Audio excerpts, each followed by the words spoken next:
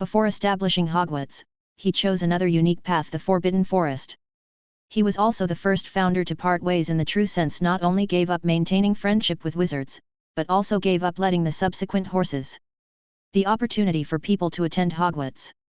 Toby felt that if House could become one of the founders of Hogwarts, he might actually have centaurs as classmates. And House still did it intentionally. Foresight from the forest. Toby met Dumbledore's gaze, and Dumbledore was looking at him. The two of them were thinking of the same thing at this moment. Gellert Grindelwald's claim to wizard supremacy.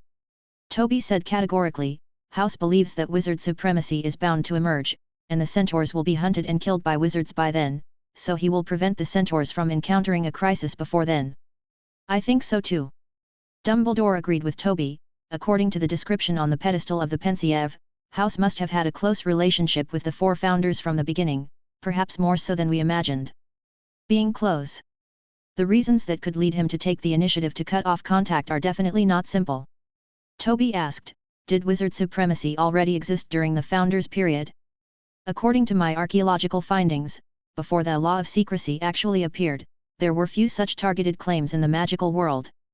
There may be conflicts between different races, but they will not shout out the slogan of wizard supremacy in such a big way.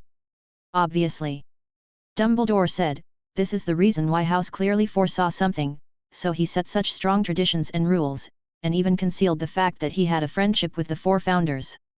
Fact, he doesn't want the centaurs to see the scene, he doesn't want the centaurs to form friendship with the wizard, or he doesn't want the centaurs to be betrayed or even annihilated by the wizard. Both House's ideas and actions were extremely radical. He voluntarily gave up his friendship with wizards. But judging from the results, there seems to be nothing wrong with this. Toby knew that the Goblin Kingdom existed during the time of the four founders, and that Gryffindor's sword was forged by Goblin King Legnacki, who was also the best silversmith during that period. But now there is no Goblin Kingdom left, only Gringotts is left, and the two Goblin rebellions have failed. They are unable to leverage the ambition of wizards to control the magic world, and they have no ability to prevent this from happening, even the goblins. At first, they opposed the implementation of the Secrecy Act, which would greatly reduce their interests, but later it had no effect. Judging from this line of thinking, House's approach was right. He prevented the centaurs from being purged. Centaurs and wizards rarely encounter each other, and they have nothing to do with each other. But why would House think that? Toby still didn't understand. Could he foresee things hundreds of years in the future? I have never heard of such a powerful prophet. This is incredible. Dumbledore watched Toby walking around in the office, and he suddenly said, that's why I gave that sculpture to the centaurs, so that you can do better archaeology in the Forbidden Forest in the future. Toby suddenly raised his head. How did you become so active all of a sudden? Is it because of the centaurs? Or is it because of wizard supremacy? He thought for a while and then said, is it because of Gellert Grindelwald? I heard that when he was ruling Europe, the person he feared most was you, so he did not extend his power to Britain. In the end, it was you who defeated him yourself. Speaking of which, I have never understood this. How did you defeat Grindelwald? There are few relevant records, and each account is different. By the way, I can see Gryffindor's sword with my own eyes. Principal. Toby changed the topic abruptly. He noticed that when Grindelwald was mentioned, Dumbledore's eyes became a little incomprehensible. Toby did not want to get into trouble with the old man in front of him after he had just received permission to archaeologically inspect the Forbidden Forest. Follow me. Dumbledore said calmly. Toby followed him a little uneasily, and Al sat on his shoulder movingly to avoid having a huge swelling pop out later. They came to the principal's office. Dumbledore picked up the sorting hat and pulled out a shining silver sword from the hat. The hilt was inlaid with a dazzling egg-sized ruby. Is this the sword of Gryffindor? Toby exclaimed in a daze, thinking he was here to be disciplined. Dumbledore turned the hilt of his sword towards Toby. May I? Toby carefully took the sword and looked at it carefully in his hand. He heard Dumbledore say in a steady voice, this sword belongs to Gryffindor and to every outstanding student in Gryffindor House, including me. I personally pulled this sword. Come out. I personally used this sword to defeat Grindelwald. In the Muggle way, and in the way Gryffindors themselves have fought in duels. If you think about it carefully, this sword can be regarded as my property. Of course, it is based on the property concepts used by wizards, not goblins. Otherwise all goblin creations are only temporarily loaned to wizards. It should be returned to the fairies once it dies. It's really ironic. Toby sighed in surprise. He defeated the ruler of wizard supremacy in a muggle way. He looked up at Dumbledore with confusion in his eyes, wondering why the principal would tell him this matter. Dumbledore reached for the sword, put it back into the sorting hat, and then handed the sorting hat to Toby. "Try it," he said, "see if you can take out the sword by yourself." Toby put the hat on his head and said helplessly, "So is this also part of education? I am a Slytherin, how can I do something that only Gryffindor can do?" The sorting hat was firmly placed on Toby's head. "Hello, Toby. Hello, Mr. Sorting Hat." Afterwards, nothing happened. Dumbledore sighed in disappointment, and Toby left the office with a puzzled expression. After the door closed again, the sorting hat opened his mouth and said, "Albus, he is simply the most difficult student I have ever seen." "I think so too," Dumbledore said, his light blue eyes revealing his thoughts. "I'm afraid it will be even more difficult in the future." Chapter 66. The Christmas vacation is finally over, and Hermione returns to school on the Hogwarts Express. She couldn't wait to find Harry and Ron, wanting to know if they knew who Nick Flamel was. "What? You haven't found out anything? Are you still wandering around the school every day? What if Filch? No, what if you get caught by Professor Hemmer?" Hermione subconsciously thought of another, more terrifying possibility. Well, Harry hesitated to tell him about Professor Heimer turning into a devil, even though he was very sure that it was just Professor Heimer's prank. There was no other way, so Hermione had no choice but to continue fighting in the library with the two useless boys. Harry always believed that he had heard this name somewhere, but he couldn't remember it. Hermione also knew the reason for the abnormal voting results at the teacher appreciation meeting. Principal Dumbledore also announced the truth about the farce at the dinner on the first day of school, but he did not mention Toby. This was Toby's request. He pursues ancient magic, but not this kind of well-intentioned type of praise. Only a few people know the deeper reasons, including Hermione today.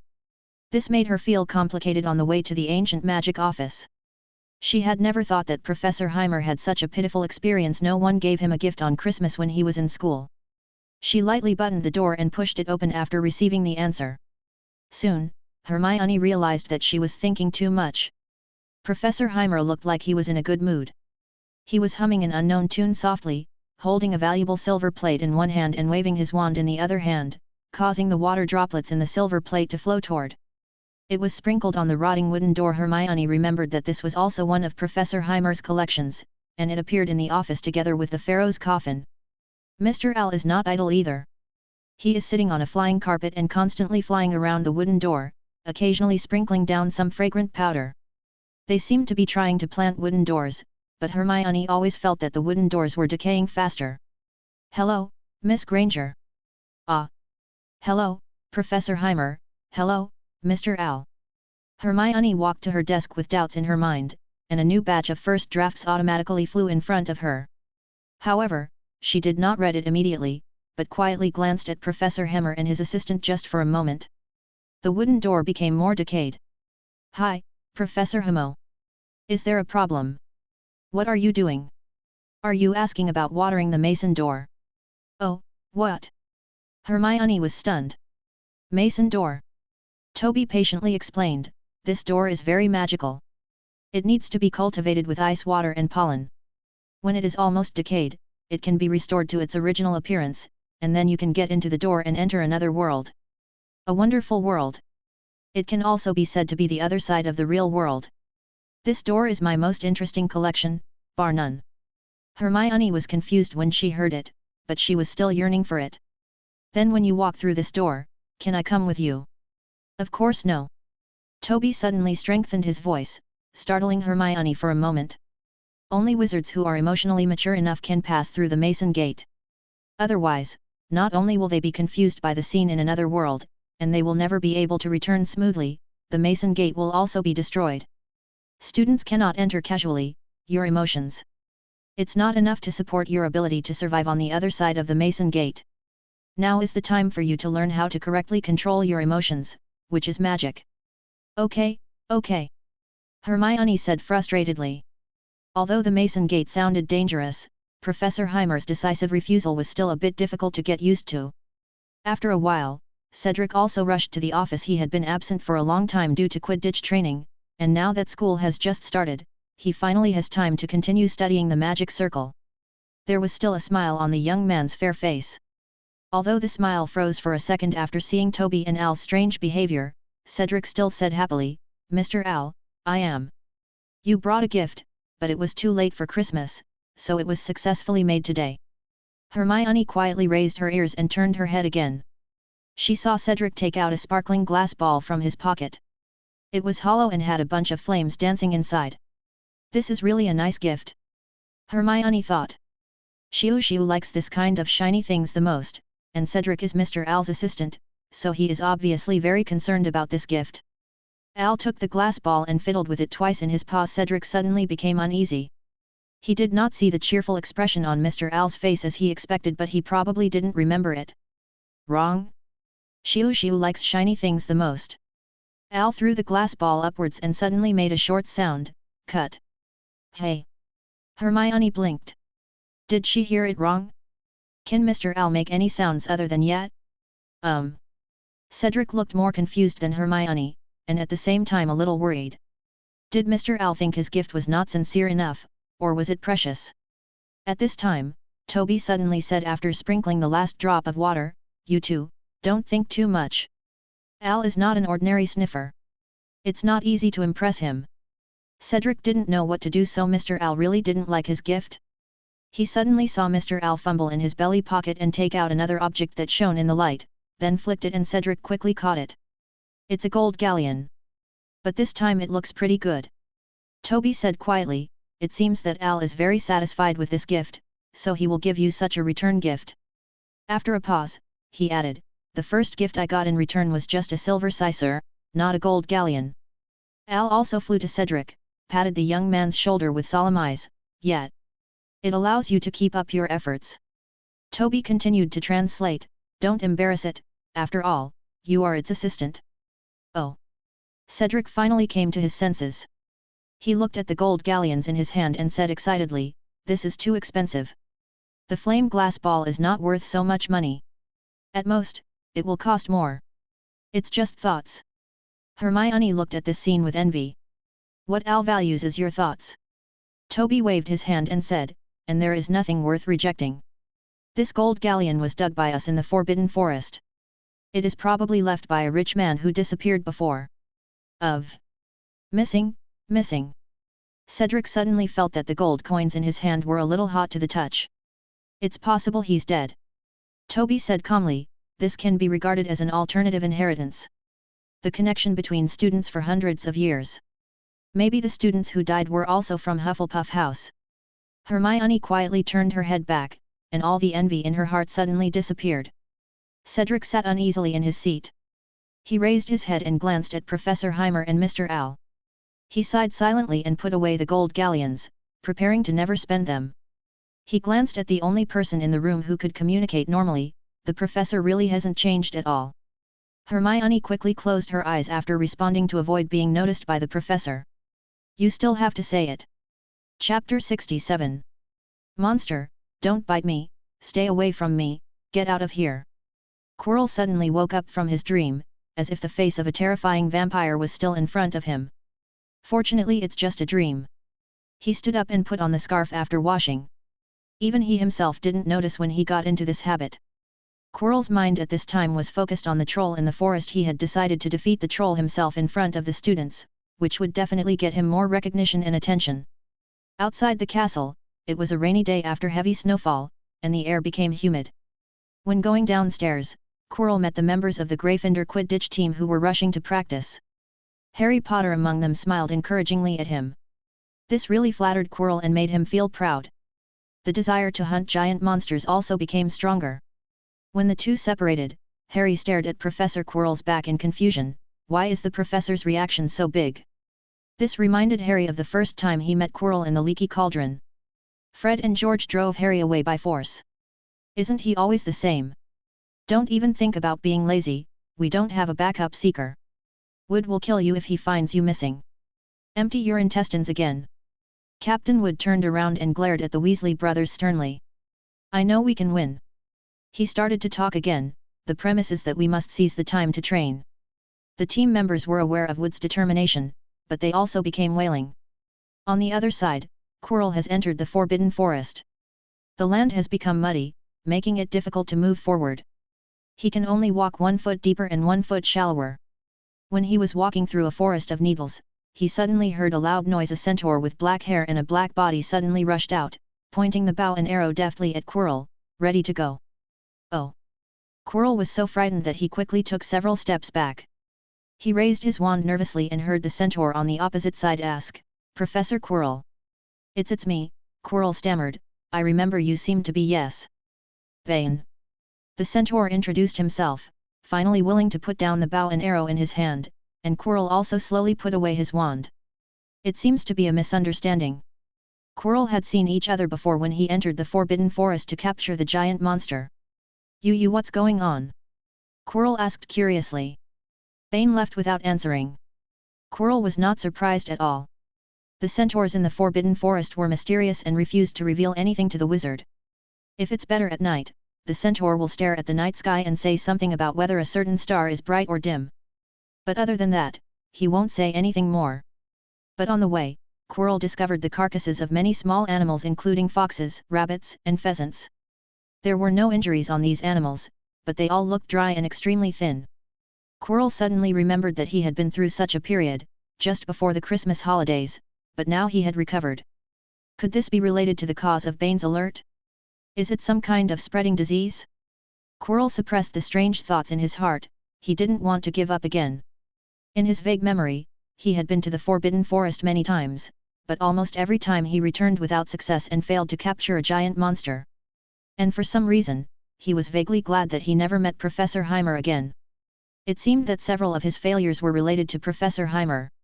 Little by little, Quirrell found the location where trolls lived in the depths of the Forbidden Forest. This was not difficult for him. At least, he successfully captured the trolls once and is now guarding the magic stone. However, some time ago, I was knocked unconscious by myself. Just when Quirrell was about to take action quietly, he suddenly heard a slight sound coming from his feet. He immediately turned his head and saw a snake staring straight at him, and there was a slanting line on the snake's face. Of scars. Quirrell was stunned, not only because this scene seemed familiar, but also because he seemed to have seen that scar before. In Quirrell's brief days, a dark shadow suddenly shot out from the snake, like a thick black fog, and entered Quirrell's body in the blink of an eye. Don't make a sound. If you don't want to die, don't scream. Quirrell heard a sharp voice in horror, and the fear in his heart was aroused little by little, so scared that he did not dare to move. He remembered this tone, it was the mysterious vampire from Romania. The other party still found him. Voldemort continued to confuse, your life is in my hands, don't try to ask for help, I will take your life before then. What are you going to do? Quirrell asked in fear. Serve me. Quirrell heard a sharp voice say, this is your only destiny. After realizing the reappearance of Tobyheimer, Voldemort was already prepared. He asked Quirrell to brew several special ancient potions before school started, and asked Quirrell to take these potions, which not only hid the face and scars on the back of Quirrell's head, but also allowed Voldemort to briefly control Quirrell.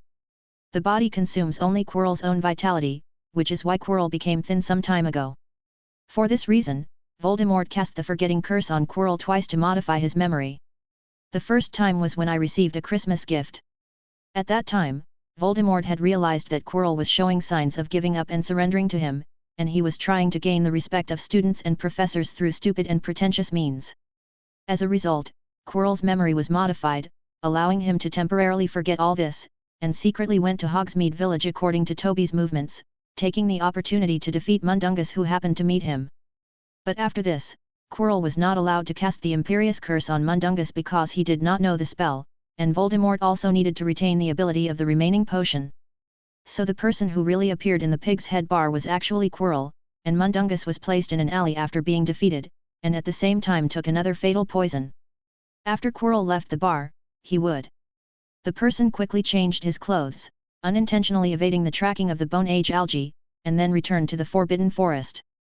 It was also at this time that Voldemort cast the second Oblivion Curse on Quirrell, which was also the most thorough one. Voldemort kept the seed of fear of vampires in Quirrell's mind so that he could use Quirrell again, and also retained Quirrell's desire to gain attention by defeating the trolls so that he could have a chance to return to the Forbidden Forest. Voldemort himself chose to escape and possessed the small animals in the Forbidden Forest, causing the corpses Quirrell saw on his way. This time, Voldemort no longer chose coercion and inducement, but instead exerted pure fear on Quirrell. That's what he's good at: spreading fear, exploiting fear, and becoming fear. The whole plan is inseparable from Voldemort's understanding of Toby. Of course he understands Toby, his ideas about ancient magic, and what kind of person Toby is. He even personally came forward to catch him and let Toby. Then working for yourself. But Toby escaped Voldemort's pursuit. But this time. Quirrell stood up tremblingly. Having modified his memory, he had been completely beguiled by Voldemort's lies and could not think of any resistance. He couldn't see it, as another layer of scarred face vaguely appeared on his face, which was ferocious and terrifying, like a poisonous snake. He trudged back to Hogwarts. With false fear. And the real Voldemort. Chapter 68. Quirrell failed to capture the troll and returned to the castle. His explanation to the outside world was that it was too dangerous and it would be difficult to deal with the students if it hurt him. This also dispelled Professor Hammer's enthusiasm to help. Since he personally, after facing the giant monster protecting the magic stone, he felt that he could defeat the little wizards just by relying on the smell of the giant monster. He didn't even have time to draw out his wand, so he had to turn around and run away. Fortunately, Kylo did not let the students know in advance that he was going to use the troll as an example, so this did not cause much disappointment. And the students were quickly attracted by the following ancient magic course. It's time to apply the magic circle to more places, children. During class, Toby looked at the students with a smile and said, "This will also be our next main lesson. Use the magic arrays you have learned and engrave them on your respective items so that the magic arrays can be useful. No matter what.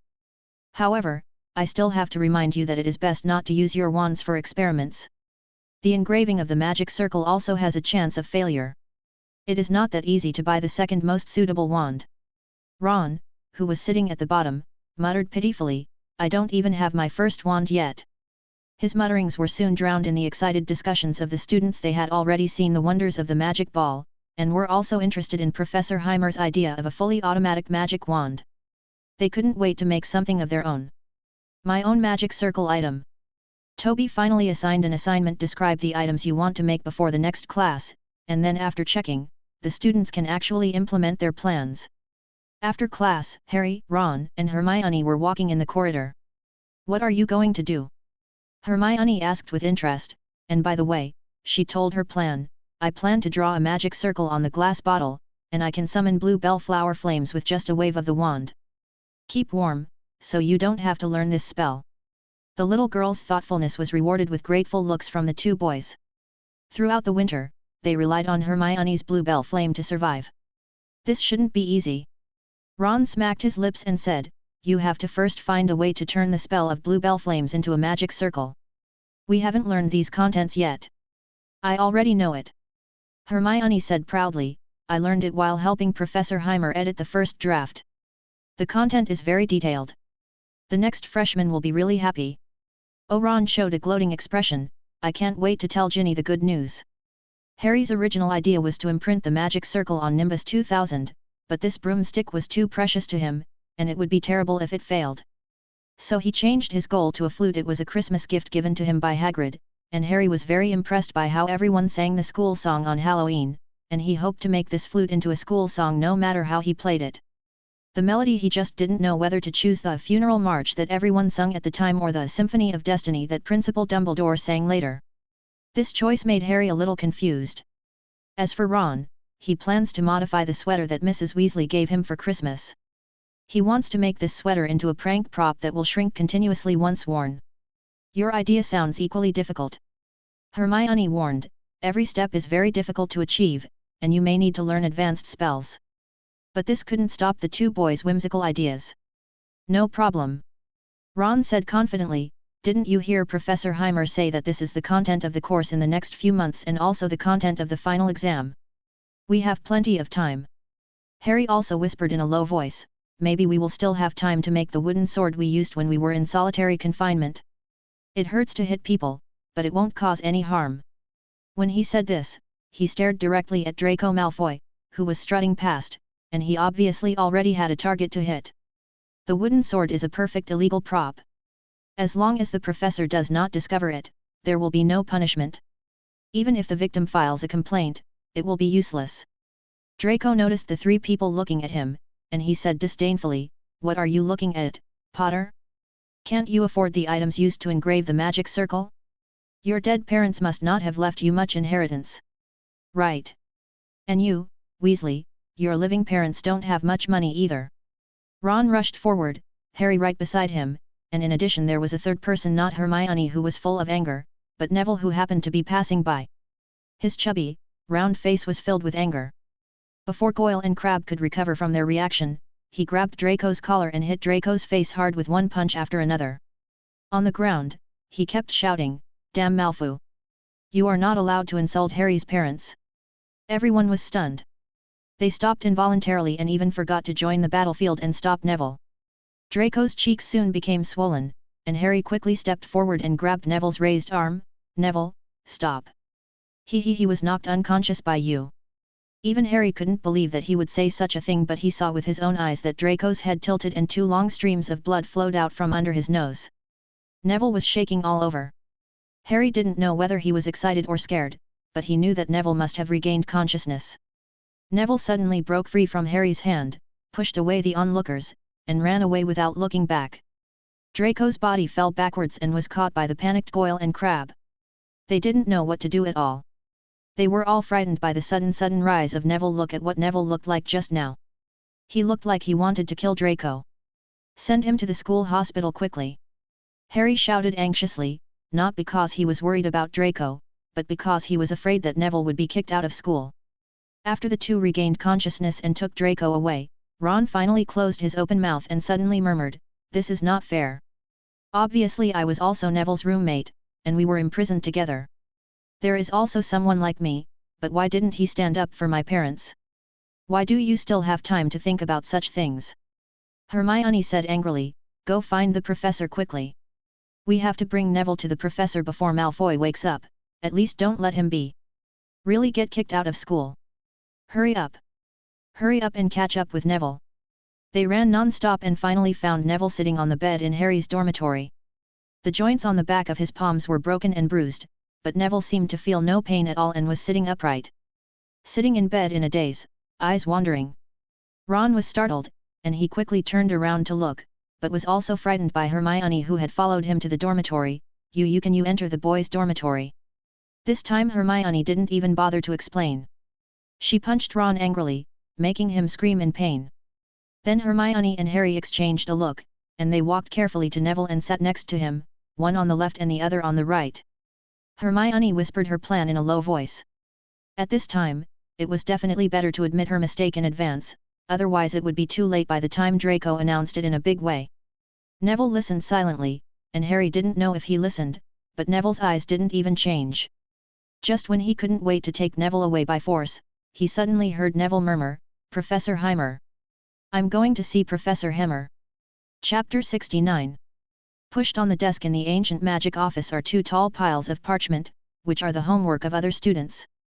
Toby and Al sat on the chairs with solemn expressions. Pieces of parchment flew in front of them, and they marked them carefully. "Want to make a bite box?" It seems like a conservative choice, but it is still a bit difficult for a 6th grade student. Forget it, let him try it. Auto returning bat? George Weasley. I think he was the Gryffindor beater? Must be rejected, it's a foul in the game. Ah. Hey? Multi-flavored juice? Are you going to imitate BB's multi-flavored beans? Let's see, Fred Weasley is only in the 3rd grade. He really doesn't know the world. Let's add a range to him. Let's make 10 kinds first. The taste comes out, so he knows how difficult it is. Snitch catcher? Who is this? Why do the players at school always think about fouling?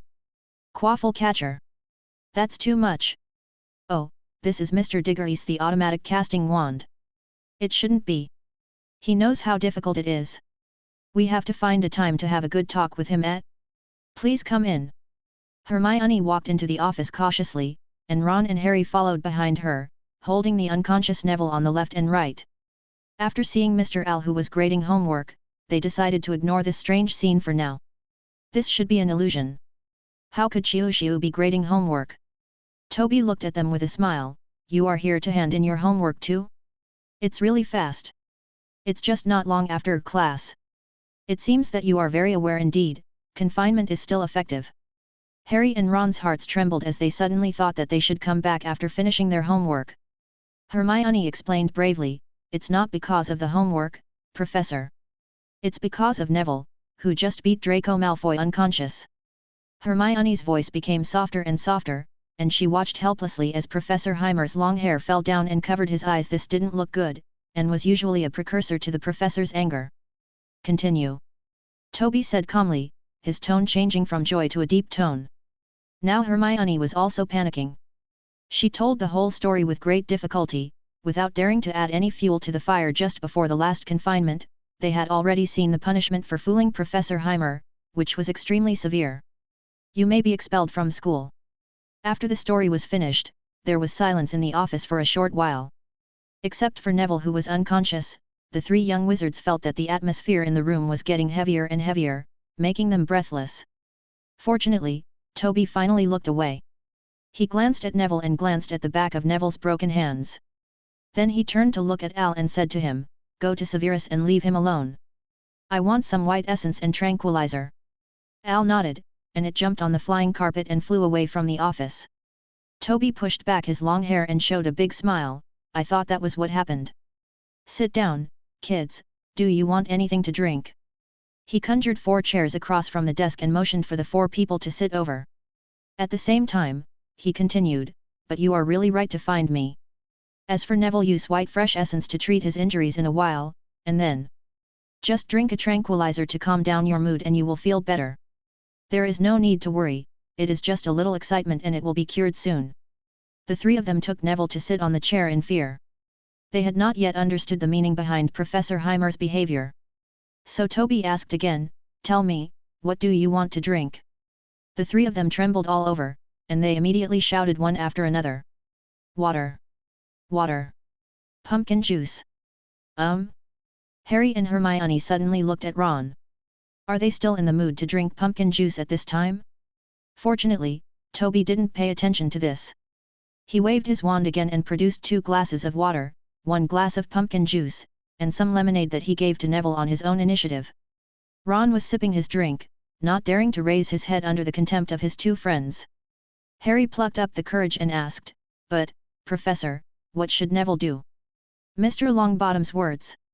Toby thought about it carefully. He smiled unexpectedly and said, having the courage to help others and standing up for his roommate's parents is a rare heroic performance. This is great, Grant. Fundo adds 5 points. Then the 3 of you each add 3 points to reward your consideration for your friends. The 3 of them were stunned, and Neville's eyelids also twitched. This is completely different from what they imagined. Even if they are not punished, they can actually get extra points? Ron suddenly said, If I had known, I would have taken action first. Mr. Weasley. Toby suddenly said seriously, so scared that Ron almost turned over from behind his chair. What I must tell you is that if you and Mr. Potter were the ones who started the fight at that time, then this would have turned into an ordinary fight. No matter who provoked it first, you will be destined to be punished. Harry ignored Ron's blushing face. The more he heard, the more something was wrong. It felt like Professor Highmore was very knowledgeable about breaking school rules. But Hermione couldn't help but worry, but if you do this, will you have a conflict with Professor Snape? Snape was the head of Slytherin and was famous for protecting others, and Hermione had already seen the 2 professors fight. Oh, no. Toby raised a finger and shook it from side to side. First of all, the person who will cause trouble for me will not be Severus. Secondly, you seem to have forgotten one thing. I am also a Slytherin. No matter what I do, there will be a reasonable explanation because of my identity. Slytherin. This is the most discriminated house, and it is also the house where you do things without worrying about the consequences. Because there is always an explanation. There are the most dark wizards from Slytherin house, and the people here are all bad. Hermione opened her mouth in surprise, and Harry felt a little guilty inexplicably. This was how he viewed Slytherin house before, but Professor Highmore's statement clearly did not mean this. He did this to protect Neville. He seemed to have misjudged Professor Heimer. "Is there any problem, Mr. Potter?" Toby saw something strange from Harry's expression. "You seem to be a child who is very good at hiding his worries. This is not good. You should learn more from your mother.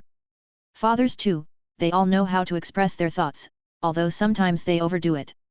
Harry suddenly raised his head. You know my parents?" His eyes were full of surprise and expectation. "Yes, I know them," Toby said, but didn't say much and stopped there. And Ron finally came to his senses from Professor Heimer's speech just now. This professor from Slytherin House was a little different from what he had imagined, and the key was, "Neville is a Gryffindor at..." Before he could finish his words, he was secretly beaten by Hermione. Her glaring eyes perfectly expressed what she was thinking. How could there be someone who couldn't wink at you? Why would you mention Gryffindor at this time? At this time, Al flew back with 2 bottles in his paws. "It's time for you to go back."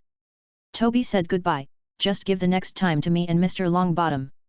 We need to talk alone." Chapter 70. The trio left with deep thoughts. Ron rubbed his arms, wondering where he had said the wrong thing again. Harry was still thinking about his parents. Hermione, on the other hand, was thinking about the content of Professor Heimer's remarks about Slytherin House. That was what most students thought, and Slytherin students were all bad. But when these words were spoken by a real Slytherin, they seemed very strange. And Hermione doesn't think Professor Heimer is a bad person, at least not as bad as Snape. Even the only favor given to Gryffindor students. They returned to the Gryffindor common room and sat in a circle in silence for a while. Not long after, Neville finally came back, and his mood was still a little depressed. The news that he knocked Draco unconscious had already spread, and the students were all muttering and looking at him quietly. Neville looked a little at a loss. "This way, Neville." Harry took the initiative and shouted for Neville to sit over. "What did Professor Heimer say to you?" Ron asked curiously. But Neville hesitated and refused to say anything. Harry reached into his robe pocket and pulled out a chocolate frog, the last piece in the box Hermione had given him for Christmas. Harry handed it to Neville. "Don't worry, okay," Harry said, "that's Professor Heimer. He's not even afraid of Snape, and he rewarded us with a sum of Academy points just to tell you that nothing will happen to you." Neville opened the chocolate frog, his lips twitching and showing a weak smile. "Thank you, Harry. I'm going to bed. Do you want some pictures? You collect pictures, don't you?" After Neville left, Ron stared at Harry with strange eyes. "Say, man, you are getting better and better at speaking up for Professor Heimer now. Do you finally stop doubting him?" "No," Harry said softly, looking at the chocolate frog picture that Neville handed him. "I finally figured out why Professor Heimer appeared in the leaky cauldron, because he knows my parents, which is a good idea. Reason, isn't it? I can feel that their relationship must be more than just acquaintance. And Professor Heimer has been in the school for so long, we can already see clearly whether he is a bad person." Another one. A picture of Dumbledore. "The first picture I got on the train was..." He gasped, stared at the back of the picture, and then looked up at Ron and Hermione. "I found him," he whispered. "I found Nico Flamel. Look, his success in alchemy with his partner Nico Flamel." At the same time, in the ancient magic office, Toby was thinking silently. At first, he thought that Neville's personality changed because he finally had his own wand, but later he discovered that this was not the case at all, and no one would become bad just because of the wood of the wand. The real reason lies with the Longbottoms. Neville and Mrs. Longbottom went to St. Mungo's Hospital for magical injuries and injuries at Christmas. While staying alone with his parents, Neville heard his mother Alice say Lucius Malfoy name. This is a good sign, indicating that the Longbottoms are really beginning to escape the influence of the Cruciatus curse. But on the other hand, Neville only knows that his parents have been hospitalized, but he does not know who caused all this. Therefore, Lucius Malfoy was naturally identified by Neville as the murderer. Even if he was not the cause, he must at least be one of the murderers. However, this is not the case. Dumbledore told Toby in a later letter that the real attackers of the Longbottoms were Bellatrix and her husband, in addition to Barty Crouch Jr., L.A. Buston Lestrange. But Neville didn't know who the specific murderer was. The experience in the hospital made him hate Malfoy, including Lucius's son, Draco Malfoy. In addition, Draco's rude words, and what happened to Harry's parents reminded Neville of himself, so he suddenly lost control and beat Draco severely. Toby didn't take this little thing to heart at all. He was now a professor in the school and had every right to decide whether to punish students according to his own heart. Just like Snape. Like a real Slytherin. At night, a man with long blonde hair hurried to Hogwarts. He held a cane, roughly pushed away the students who were blocking the way, and walked quickly into the school hospital. On the hospital bed, Draco Malfoy was almost recovered. He was not seriously injured at all. Neville's strength was not that great, he just couldn't breathe after the sudden attack, so he will pass out. It can even be said that he was scared to death. But Draco still asked the nurse to cover his injured area with bandages, leaving his eyes, nose, and mouth exposed. "Dad!" After seeing the man coming in, Draco shouted with joy, "You are finally here, this time you must drive Longbottom out of the school, and Potter." I saw that he wanted to take action. "Potter, Potter." Lucius walked to his son's bedside. He carefully checked the injury behind the bandage. After finding that there was no big problem, he continued, "You already mentioned Mrs. Potter at Christmas. Many times, I know he saved your life during flying lessons, but I also want to remind you that this could have been a good opportunity to change your attitude. When most people regard Harry Potter as it would be irrational for you not to pretend to like the Dark Lord's hero." Draco was angrily silent, and Lucius showed a cold smile. It's not easy to drive Harry Potter away, after all, he didn't really do it. However, it would be much easier if it was just targeting Longbottom. Yes, this is also related to the purpose of my coming to Hogwarts. The newspaper reporters will be here soon, and they can also criticize Dumbledore's education policy. He is old, and it is time to leave Hogwarts. "Leave what? Who are you going to let go?" A voice suddenly sounded, and Toby appeared at the door of the ward with his eyes slightly narrowed. After seeing him appear, Lucius's face suddenly turned livid. Toby walked into the ward calmly, and the door automatically closed behind him.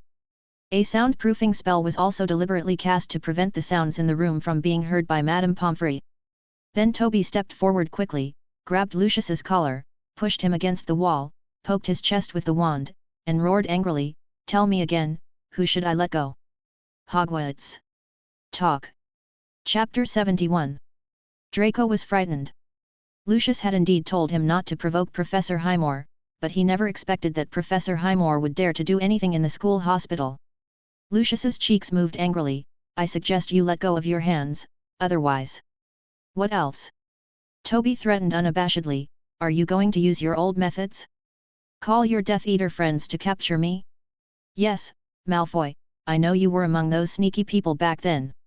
Inside, you are also the backup Death Eater who has been contacting Slytherin after graduation, trying to cause me constant trouble and find out my situation.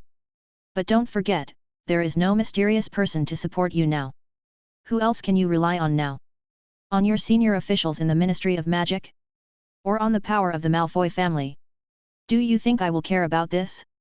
You know me so well and want to make me fall to you before the mysterious man subdues me. Camp, but do you think I will care?" The black mahogany wand kept shooting sparks, burning small holes in Lucius's gorgeous witch robe. Toby threatened fiercely, "You'd better pray that I can stay at Hogwarts and don't let me have time, otherwise you know the consequences. I am not one of those high-ranking officials who can be bribed easily, nor am I stupid enough to believe that. You are controlled by the Imperious Curse. If you ask me, you should really go to Severus and ask him to find a way to plead for you. Don't think of me as a kind person like Dumbledore. You know I don't care, otherwise I wouldn't be able to survive until now. Didn't you think of me as a madman before? Let me tell you. The madman is back." Toby loosened his clenched palms little by little and stared at Lucius provocatively. Lucius clutched his cane tightly, his long nostrils flaring and breathing heavily. Many times he couldn't help but point his cane at Toby, where his wand was. But until the end, Lucius did nothing. He walked to the door of the ward without looking back, pushed the door open, and saw Dumbledore standing outside the door. "You will regret this." Lucius cursed viciously, "You will regret calling this lunatic back." Dumbledore just replied calmly, "Slow down, Mr. Malfoy." Draco cowered and hid on the hospital bed, trying his best to hide his presence, but Toby still moved his eyes to him. "Have you finished your homework?" Toby asked coldly, "Have you wasted a lot of time in the hospital?" I Draco stammered and walked out of the hospital bed. "I'll go back and right now, go now." Judging from the way Draco ran, he was obviously pretending to be sick and there was no problem at all. Silence returned to the ward. Dumbledore walked into the house and closed the door. Toby also suddenly became calm, as if the anger just now was all fake. I thought Malfoy couldn't help but take action. He said disdainfully, he can really bear it. I also thought you would really take action. Dumbledore looked at Toby. Fortunately, you can control yourself and don't let ancient magic affect you too deeply. He originally planned to talk about black magic. I'm not that stupid, headmaster. Toby did not understand the meaning of Dumbledore's pause, and said, I know that Malfoy is one of the school's board members, and it is extremely irrational to act now. Of course, the premise is that I am a professor at Hogwarts. He added, I originally planned to come back directly after figuring out the secrets of ancient magic. By then, none of these guys can escape. It's really a grand plan. Dumbledore smiled and said, it sounds like a declaration of war against pure-blood families. Do you need me to applaud you in celebration? No need, Toby said and was about to leave the ward. He stood at the door and quickly continued, let's wait until the day when I become the next principal. Then he ran away immediately, without even daring to look back. A fight was resolved quietly. No one was punished. Not many people knew that Lucius had been to the school. Draco did not dare to tell anyone about what happened in the ward. After that, for a long time, he did not dare to see Professor Heimer since the professor was not even afraid of his own father. Draco would not dare to provoke Professor Heimer. As for Lucius, he obviously understood Toby's implicit threat, don't let Toby have the opportunity to leave Hogwarts. He may do so for any reason, such as making a fight bigger. Lucius finally chose to pretend that nothing happened, but both Toby and Dumbledore agreed that he would not give up, and Principal Dumbledore also said that Lucius never gave up on removing himself from the position of principal. Pulling it off now just gave Lucius an extra reason. Since Draco didn't mention this matter again, it was naturally impossible for Neville to say it again. He had received Professor Heimer's assurance in the Ancient Magic office, and now he was also studying ancient magic with all his heart. He had already thought about what to do. What kind of magic circle creation was made his memory ball? Neville planned to make the memory ball be able to show what he had forgotten. However, after learning that this was very difficult, he decided to set the importance of forgotten events by dividing the color of the memory ball. The more important the darker the color. Cedric was also called to the Ancient Magic office before the Quidditch season resumed. Toby specifically talked to him about the auto-casting wand, thinking it was too early. I know how hard it is, Professor. Cedric said sincerely, but I didn't expect to achieve the ultimate goal from the beginning. Just engraving a magic circle and just a spell is enough. And my father also supports me very much in doing this. We all do it. Now I'm ready to buy a second wand. Is it for honor again? Toby asked with a frown. Again, it is to prove that Hufflepuff students are not all trash. Nor are they waste. Well, Professor, I don't think I said that. Your scolding was a bit too harsh. Cedric said weakly, but I did have plans to get honors, but I never did. If you dare to say it, you won't let me say these two words in front of you. But Toby didn't continue to scold him. He saw in Cedric the shadow of his own youth. At that time, he was also so unscrupulous and much crueler than Cedric. Of course, as a shrewd Slytherin, Toby would not risk destroying his wand. He only destroys other people's wands. Then do it. Toby encouraged, if you don't understand anything, you can ask me, Al is fine too. After all, you are its assistant. Al nodded decently and gave his little assistant a look of approval. Cedric only thought that Professor Heimer was joking, but he was still grateful to Mr. Al and silently planned to learn more ways to take care of Niffler. The magic circle that Cedric finally decided to engrave was a disarming spell. Students will learn this spell in the 2nd grade, and Cedric, who is in the 3rd grade, is very familiar with it. And there is another reason. In Professor Heimer's idea that ancient magic began to disappear in 1379, the champion of the duel competition at that time defeated ancient magic with the disarming spell. Toby was very pleased with this. Cedric was one of his most admired students, and he could remember the content of each class well. Hermione looked at this scene with envy. She also wanted to imprint the magic circle on her wand. Once successful, she would have learned the silent spell in disguise and no longer needed to recite specific spells. This was the case in 6 lessons learned only in grade 1. But when I think about my pocket money... Hermione sighed silently, and she suddenly understood Ron's situation. The little pocket money alone was not enough for her to buy a second wand. Chapter 72. Since the assignment of magic circle items, students have gradually begun to realize the extraordinary aspects of ancient magic classes. They don't need to practice similar or identical spells, nor do they need to complete the exact same homework, but they can all make decisions on their own except for some too unreasonable ideas. Professor Heimer has agreed to the students' requirements for making special magic circle items. This made the following ancient magic class very interesting. In each class, students would ask various questions, and Toby also showed super patience and rich knowledge about magic circles. Comprehension. Students' mistakes can usually be pointed out in a short period of time to avoid causing a larger explosion. That's right, it's the most common consequence caused by the failure of a magic circle explosion. In the next short period of time, there were always students who exploded while walking. Of course, the ones who exploded were not the students themselves, because they did not have the courage to carve magic circles on their bodies. What is really blown up are usually students' pockets and school bags. As for the locations, there are more types: dormitories, common rooms, bathrooms, classrooms, and even some students in the school hospital will be blown up non-stop, I guess.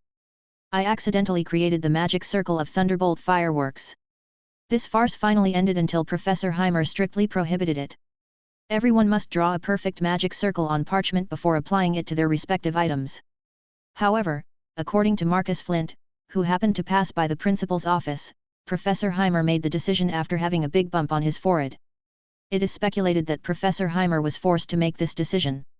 As a result, Marcus was detained for 3 days by Toby and almost missed the Slytherin team's next game. It seems like everything in the school is moving in a better direction. Except Quirrell. He is living like a year now. After waking up every morning, he has to check whether he is still alive, for fear that the vampire's curse will suddenly kill him. In his vague memory, the mysterious vampire had an ability that he could not resist no matter what. This made Quirrell unable to resist at all, and he did not dare to disobey the orders of the curse that was parasitic on his body. Quirrell knew that the curse could take away one's life in an instant, which was more terrifying than the Kedavra. Fortunately, Curse seemed to know that stealing the Philosopher's Stone was not a simple matter. Even after Quirrell explained the ways to pass various mechanisms, Curse did not keep urging Quirrell, but patiently waited for the opportunity. Until the eve of a recent Quidditch match. It will be a game between Gryffindor and Hufflepuff. Almost all students and professors will go to watch it. The scoring of the game will determine the final Quidditch trophy. It will be the last game of the season. Contest. Quirrell finally received the order from the vampire curse. Go through the trap door, try to figure out what mechanism is in the last room. Quirrell didn't understand the meaning of this order. He originally thought that the other party would ask him to take the opportunity to take away the magic stone, but this step was not considered by the other party. The curse acted as if it was very certain that there would be a trap in the last room, even though Quirrell had told him that there was nothing there but a magic stone. In any case, Quirrell decided to do as the other party said. He happened to know that Dumbledore would leave the school that day to attend the Wisengamot meeting.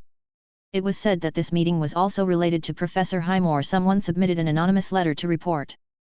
Heimer's mental condition is very unstable and he is not suitable to stay in school and continue to be a professor, and may even endanger students. Quirrell felt that Professor Heimer's spirit was quite normal, especially after the Christmas vacation, he became more and more normal. But as for endangering students, Quirrell had seen many classes. A student suddenly got angry, but similar behavior was stopped in time. Although there is no need to steal the magic stone in this plan, Quirrell still needs to be prepared to break through other mechanisms and shorten the time as much as possible to avoid being discovered by others. But before Quirrell's preparations were completed, Toby came to the door first. "What's the matter, Professor Heimer?" Quirrell asked, stammering. "There is indeed one thing." Toby lowered his voice and said mysteriously, "I am here to help you solve the vampire curse." Quirrell's eyes widened. "Ah! Stop covering up, Professor Quirrell." Toby waved his hand and said, "I know what this is about, even the students can guess it. You must have been attacked by a vampire in Romania, so that will make you smell like garlic." Upon hearing this reason, Quirrell finally felt a little relieved. Just now his heart was about to jump out of his chest, thinking that Toby had seen through the curse that was parasitic on him. Toby, on the other hand, cleverly ignored the real reason for the dream messenger, and he also came to Quirrell with another purpose. "Aphasia curse?" Or stuttering curse? Hagrid told me about the changes that have happened to you. You have completely changed since you came back. No matter what the curse is, I will try to help you solve it, which will also help me. Go find the mysterious vampire. Quirrell was startled. You what are you looking for him for? Of course it's to study ancient magic. Toby said matter-of-factly, I haven't been to Romania yet. I never knew there were such powerful vampires there. I have to see them. Maybe they are related to some ancient ruins. I just don't know if Gringotts has a branch in Romania. It's still difficult to find these mysterious guys without the help of goblins. Don't worry, Professor Quirrell. After seeing Quirrell's face gradually turning pale, Toby encouraged, it just gives you a chance to experience the power of the magic circle. You simply can't imagine what the magic circle alone can do. Wait a minute. Toby suddenly frowned and said, he walked to the door of the Defense Against the Dark Arts professor's office and opened the door inward. Hermione, who was eavesdropping behind the door, did not expect such a scene to happen. She fell down and fell all of a sudden. Teach, Professor. Hermione stood up with a red face. She quickly explained, I came to see Professor Quirrell. I originally wanted to ask about the content related to the Muggle Studies class. Just now. Me. She carefully looked at Professor Heimer's gloomy face and almost didn't cry. I was wrong, Professor. In the end, Hermione didn't dare to lie in front of Professor Heimer. Toby narrowed his eyes and stared at her, sneaking in to eavesdrop on the professor's conversations and being caught so easily. 5 points deducted from Gryffindor. You need to take a good long memory, Miss Granger. Frustrated, Hermione couldn't tell for a moment whether Professor Heimer was deducting points for eavesdropping, or whether he was caught and needed to take a longer memory. Chapter 73. After Hermione left in despair, Toby helped Quirrell make a decision on his own initiative. That's it, Professor Quirrell. I've been a little busy lately, and I guess you are too. I'll wait until the next Quidditch game. It will be the day when the odd match starts, the one between Gryffindor and Hufflepuff. I will come to see you then, and you should be free that day. Quirrell watched Toby walk out of the office without even saying a word of rejection. At the same time, he was horrified to discover that the time Toby had agreed upon was exactly the same time as the curse ordered him to do it, both on the day when the Quidditch match started. Could he have noticed something? On the other side, Hermione returned to the Gryffindor common room with a heavy heart. She found Harry and Ron, took them to chairs in the corner of the room, and whispered solemnly, I suspect Professor Highmore wants to steal the Philosopher's Stone. Since learning the identity of Nick Flamel, they have guessed that the thing in the small package was the Philosopher's Stone, a magical substance that can turn any metal into pure gold and create the elixir of life. Harry obviously didn't expect Hermione to say this, and Ron stared at her with wide eyes. Is this some kind of infectious disease? First Harry suspected Professor Heimer, and then you. I thought you too. It's pretty awesome. Why haven't you worried about me yet? Harry acted a little embarrassed, while Hermione stared at Ron with a strange expression. He was quite convincing if he didn't add the last sentence. I'm not kidding. Hermione lowered her voice like she was acting and said, you should all know Professor Heimer's previous occupation. He was an archaeologist, but he is not as simple as an archaeologist in the Muggle world. Ron asked back, there are also archaeologists in the Muggle world? I thought this profession had long been extinct among Muggles. Look at the injuries on Professor Heimer's body. Oh, I forgot, you haven't seen it. Only Percy and I have seen it with our own eyes. Hermione rolled her eyes at Ron. He often showed off this matter everywhere and acted like a warrior, but the injured person was not himself. Then what? Harry asked impatiently, what happened to the archaeologist? Dark magic. Hermione said straightforwardly, the ancient ruins recorded in the library alone are full of all kinds of deadly black magic. In fact, I have long felt that something is wrong. I have read the first draft of the new textbook before you all. When she said this, Ron quietly rolled his eyes. Hermione always showed off this. But a small part of the content is extremely dangerous and is often brushed aside, but I think it is definitely more than that. For example, the magic circle can also be carved with the blood of a wizard, and there are also those strange and weird things that appear in the magic circle. Creature, it sounds too much like black magic. I suspect that there must be a lot of black magic in the ancient magic studied by Professor Heimer, but he deliberately concealed it.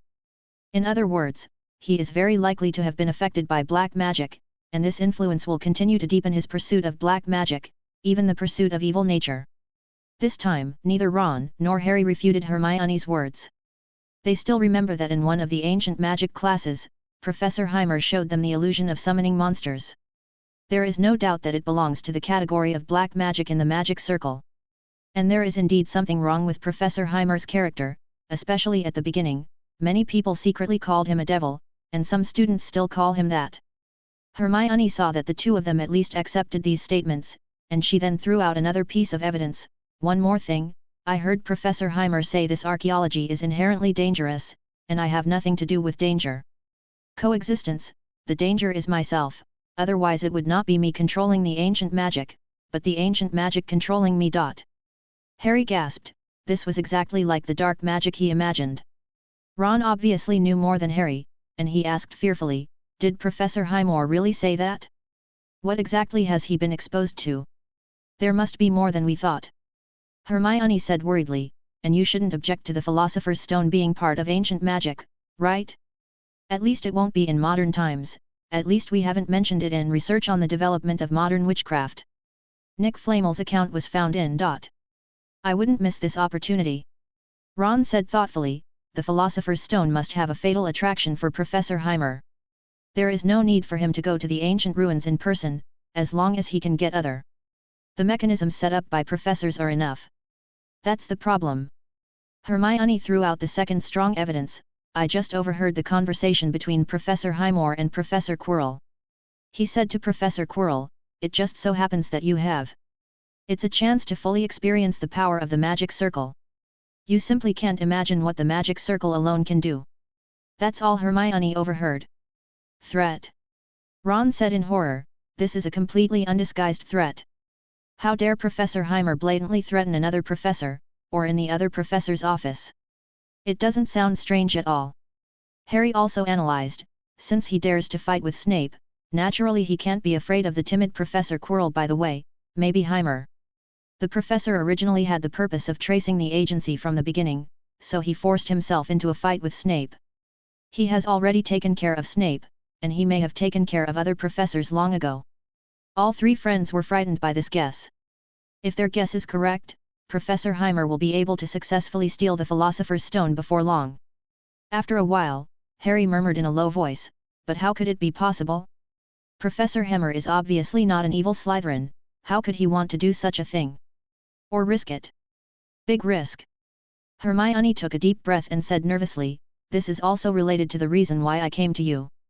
I believe that the three of us all agree that Professor Heimer is not a bad person, whether it is a Christmas gift or later. The way you protect Neville is enough to prove this point. Then the reason is very simple. Professor Heimer is controlled by evil ancient magic, so he can't restrain the impulsive thoughts coming out of his heart.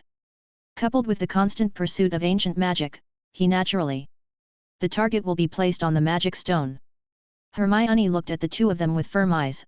I plan to stop Professor Heimer, and I can't tell other professors yet, otherwise once others find out about Professor Heimer's strange behavior, he will definitely be kicked out of the school. I don't want him to. He just left. Harry and Ron exchanged glances. Of course we have to do that. Harry said equally firmly, Professor Heimer knows my parents, and I don't want him to leave. Not to mention, Ron said, Professor Heimer helped Bill, now it's our turn to help him. Help him suppress the evil thoughts in his heart and protect the magic stone. Chapter 74. Ever since the trio made up their mind to help Professor Heimer, they had been approaching him intentionally, trying to figure out Professor Heimer's movements and know when he planned to put pressure on Professor Quirrell. If it were other professors, this method would not work at all, especially during the professor's break time. But the ancient magic class is different, because each student needs to complete their own magic circle items on time, which is related to their final exam results and takes a long time to actually achieve it. And Professor Heimer is always willing to smile at the students who come to him. After all, there are not many such students, and more people are still afraid of the weird souvenirs in the office. Professor. Hermione found Toby crying for the 7th time. Her left and right palms were tightly bandaged. My wind chime bottle failed to be made again. I don't know why. Can you help me? Hermione didn't lie. In order to avoid Professor Heimer's suspicion, she really came to see the professor after the production failed. However, the extent of the injury was slightly concealed. This time, she only injured a finger. But if this was the case, Hermione would be too embarrassed to come to see Professor Heimer. It would be terrible if the injury didn't heal before he came. That's why she deliberately made herself look miserable. I don't know if Toby noticed it. He was writing the first draft of the next book and said without raising his head, "Then change the bottle, Miss Granger. Since the explosion cannot be avoided, then. If you want to find a way to make the explosion smaller, a stone bottle might be good." Stone bottle? Hermione walked out of the office anxiously, but isn't stone harder than glass? If it didn't explode, forget it, but if it exploded again, wouldn't it blow her hand through? Could it be that Professor Heimer saw that he had ulterior motives? Hermione didn't dare to test Professor Heimer anymore, so the person who came to the office in the afternoon was replaced by Ron. The restraint towel he originally planned to use as a prank had somehow become extremely large, covering his entire body. "Professor," Ron said frustratedly, "can you look at my sweater? If my mother finds out, she will beat me to death." Toby still said without raising his head, "Then take apart this sweater and knit it into 2 smaller sweaters, so that you can have one more prop for making pranks." Sounds good. Ron thought in a daze, except that it was not easy to do anything except that he couldn't knit sweaters. In the evening, after the students had finished their dinner, Harry came to the office again. He held the flute given to him by Hagrid in his hand, but the flute kept making noises, blowing out some obscenities that were more proficient than Peeves. "Talk, Professor." This time, before Harry could finish speaking, the magic ball took the initiative to rap the flute. After the magic ball broke away, the failed magic circle on the flute also disappeared. "Tisk tisk tisk." Toby finally raised his head and said, "Mr. Potter, are you planning to use obscene words to distract the Hufflepuff team members? And I remember that there will be a game in a few days. I will give you a piece of advice. Put the magic first. Let's put aside the matter of array items. Mr. Diggory has been practicing hard for this for a long time, and it will not be easy for Gryffindor to win this game." I didn't mean that, Professor." Harry stammered in explanation. But the flute problem had been solved, and Harry didn't know what reason to use to continue staying in the office, so he could only leave cautiously. After the door closed, Toby looked at Al suspiciously. "Should I let more students be placed in solitary confinement?" "Ah. Otherwise, why would they always come to me? I never thought that confinement would also help the professor's friendly image." Al stared at Toby with a look like, "You really think so, yet?" "Okay, I'm overthinking it." Toby avoided Al's disdainful gaze, and he changed the subject without leaving any trace. "Ignore them, we have to continue exploring the castle tonight. There are still many portraits that have not been opened." After Harry returned to the dormitory, Ron and Hermione quickly asked what happened. Although Harry seemed to have gained nothing, at least they were sure that Professor Heimer did not intend to continue threatening Quirrell today. The reason for going to the ancient magic office in the morning, afternoon, and evening. Sounds okay. After Harry finished speaking, Ron commented, "But you should really focus on the upcoming game. You are a seeker. Once you win the game, you will definitely become the hero of Gryffindor. Still a rare first-year hero." Harry felt a little nervous when he thought about the competition. Hermione also advised, "Yes, Harry Diggory hasn't seen Professor Heimer for many days. Even he knows that he needs to take a good rest, so you should do so." Harry could only break away from this matter for a short time and focus on the game. So, the next day, the people who went to see Professor Heimer became Hermione and Ron. They went together because Hermione felt that she had been looking for Professor Heimer too many times recently, and she had to find some new tricks to hide it smoothly. Ron's whole body was restrained by the huge sweater, and the wool was tangled randomly, like tiny long snakes. Hermione hurriedly knocked on the door of the ancient magic office. The anxiety on her face was not pretending. It came out, this time it was a complete mistake. If it had been any later, the sweater might really turn into a monster. "Professor! Professor!" Ron, Al, the only one staying in the office, turned around and said, "Yet. Professor Heimer is not here." Hermione was really panicked. After a while, let alone Ron, the yarn might even spread to the entire castle and entangle all the students. At this moment, Al, who was sitting on the flying carpet, flew over. He blinked his little eyes twice and stared at Ron's crazy sweater. Then he dug into his belly pocket and took out the magic ball. "Take it out." Hermione never expected this Al could actually use magic balls. The magic ball melted away and formed a magic circle on the ground, covering all of Ron. As soon as the light flashed, the sweater stopped moving and fell loosely to the floor. Ron gasped for air. "I almost suffocated me to death." Hermione stared at Al with bright eyes. "Wow. She doesn't have a pet yet, but she also wants a niffler." Al stared at her warily, and didn't relax until he realized that Hermione wasn't staring at her belly pocket. It floated back to its previous position in front of the mason door, and sprinkled ice water on the wooden door little by little. Today's mason door is no longer so decayed. What Toby said before is indeed correct. The mason door is like a kind of plant, becoming complete from decay little by little. Hermione even suspected that in the near future, the mason door will be standing on the mason door. Flowers will bloom. Mr. Al. After helping Ron stack the loose yarn balls together, Hermione had no intention of leaving immediately. She had to find out what Professor Hemmer was doing. "Excuse me, where is Professor Heimer?" "Ah." Al pointed out the window, and Hermione looked along Al's paw, seeing the dense forest in the distance that was the Forbidden Forest. "Oh fine." Hermione remembered that Mr. Al's return gift to Diggory was a gold gallon from the Forbidden Forest. Professor Hemmer must have been there more than once, and it seemed to be related to the purpose of archaeology. This was something Hermione knew. Professor Heimer's only hobby. If it's archaeology, it should have nothing to do with threatening Professor Quirrell. Hermione secretly breathed a sigh of relief. At least she had completed today's task perfectly. At this moment, Ron suddenly asked in a confused manner, "Mr. Al, which college team do you support?" He already knew that Cedric was Mr. Al's assistant, but Professor Hemmer was from Slytherin House, and the other editor, Hermione, was from Gryffindor. In addition, Ron was also curious about whether Mr. Al liked Quidditch. No matter how he looked at it, Mr. Al was 100 times smarter than his scabbers. "Ah!" Al waved his hand, and Hermione saw what it meant. Either Mr. Al was not very interested in Quidditch, or he didn't care whether he liked any team. "Then will you go to the last game?" Hermione asked unexpectedly. "Yet." Al shook his head. "Okay, bye, Mr. Al." "Ah."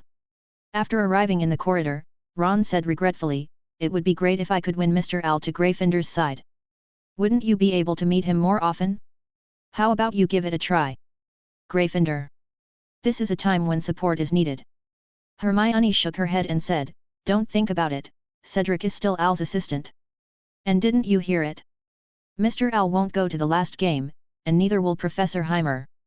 If Professor Quirrell doesn't go either." The two exchanged glances, and Ron finally understood. On the day when the game starts, it is the best time for Professor Hemmer to threaten Quirrell again. Chapter 75. Ever since he learned that Professor Highmore was going to attack Quirrell on the day of the competition, Harry had been in a bad mood.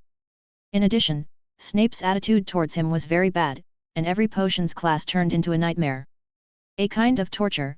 Under these double pressures, there is also the third pressure that the competition is about to start, and the fourth pressure that the school song flute has failed. No matter how Harry plays the flute, all that comes out is vague. The clear tone is not as good as the dirty words before. The day came when the game started. After lunch at school, Harry and Hermione exchanged glances. They had already discussed today's plan. Harry competed as usual, and also lent the invisibility cloak to Hermione and Ron so that they could not so easy to be discovered by Professor Heimer. "This is the last game," Ron muttered pitifully, and then was forcefully dragged away by the ruthless Hermione. They passed through the laughing students and ran quickly back to the common room. Then they took out the invisibility cloak, put it on their bodies without anyone noticing, and disappeared in an instant. Under the invisibility cloak, Hermione's little face was full of solemn expression, and even Ron became nervous.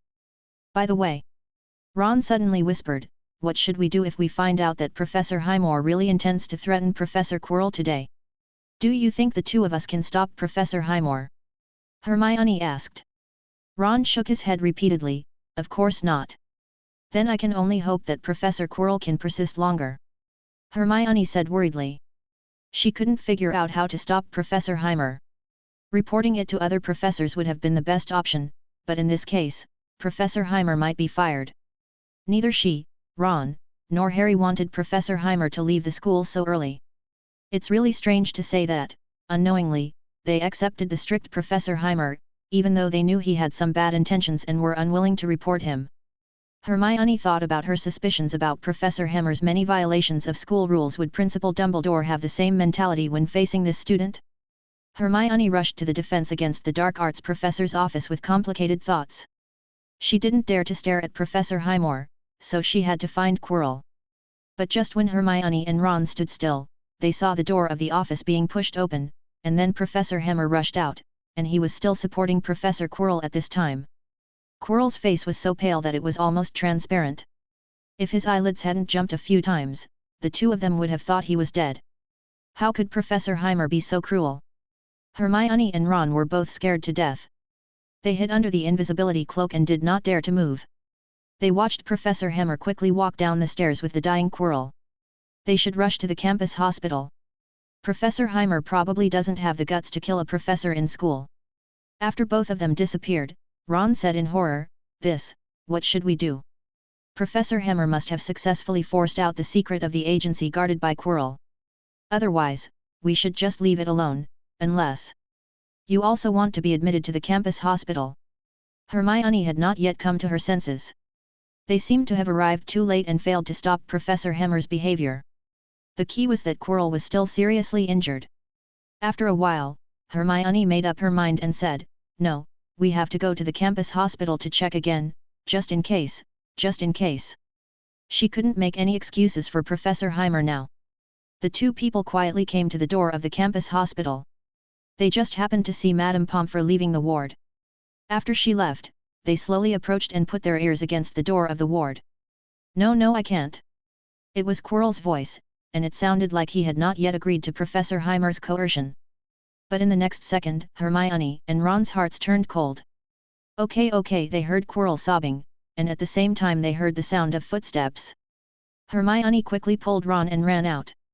They didn't want to meet Professor Highmore at this time. It wasn't until she left the corridor that Hermione stood on the steps and gasped, "Oops, Quirrell still can't withstand the threat of Professor Highmore. We have to go find Hagrid and ask him what other professors he has. In guarding the magic stone, I hope they can persist for a longer time." At the same time, the Professor Hammer mentioned by Hermione was staying in the ancient magic office with Al. What a pity. Tony regretted. Quirrell didn't understand what kind of opportunity he had lost. "I didn't expect that he would get sick at this time. It's probably because the curse left on him by the vampire has taken effect. I hope he can survive it." Highmore went to the ancient magic office after lunch, but he did not expect that Quirrell would suddenly become so ill. He was so frightened that he thought Quirrell was dead. So he had to give up his plan to solve Quirrell's curse today. This happened to be related to the reason why he hurried back to the office after sending Quirrell to the school hospital, because today was a special day, the day when the mason goalkeeper became mature. Today's mason door is no longer in a decayed state. Not only has it become complete again, it has even become lush and lush, like a resurrected tree with branches and leaves in full bloom, or like some kind of special magical plant. In fact, the mason door is indeed a plant that looks like a door and acts more like a door. Its origin is also related to Toby's archaeological experience. It is an extremely rare existence, and now there are only this one. This door even brought an inspiration to Toby. Legend has it that the fairy of the lake framed the wizard Merlin and imprisoned him in an oak tree. This is just one of the theories. There are many similar legends. Toby did not take it seriously at first. It was not until the bizarre experience that happened after he passed through the first door that Toby felt that Master Merlin might really be alive. It's just that it's not in the real world, but in a world similar to that behind the door. That's why Toby named this door Mason's Gate, meaning the forest where Merlin was imprisoned. In addition, the reason why Toby set the day to solve the vampire curse as today is also related to the Mason Gate. He originally planned to invite Quirrell to take a look behind the door, maybe he could find some clues, but unfortunately now, the weak Quirrell cannot do this anyway. If he is not careful, he may even destroy the mason door and trap the two of them behind the door, never being able to come out. Toby handed the magic ball to Al, who put it in his belly pocket and kept it away. He pushed the wooden door open, and there was a dazzling and brilliant light behind the door. "Remember to keep an eye on the door, Al. Otherwise, no one will accompany you in archaeology in the future." Ah! Then, Toby took a step toward the door and was swallowed up by the brilliant light. Chapter 76. The Quidditch pitch is abuzz. It only took Harry Potter a few minutes to catch the golden snitch. This will be a new record, No one can remember a game where the snitch was caught so quickly. The Gryffindors poured into the arena, and Harry was surprised to find Ron and Hermione there, both of them panting. "Did you see it?" Harry shouted happily, "We won! Gryffindor won!"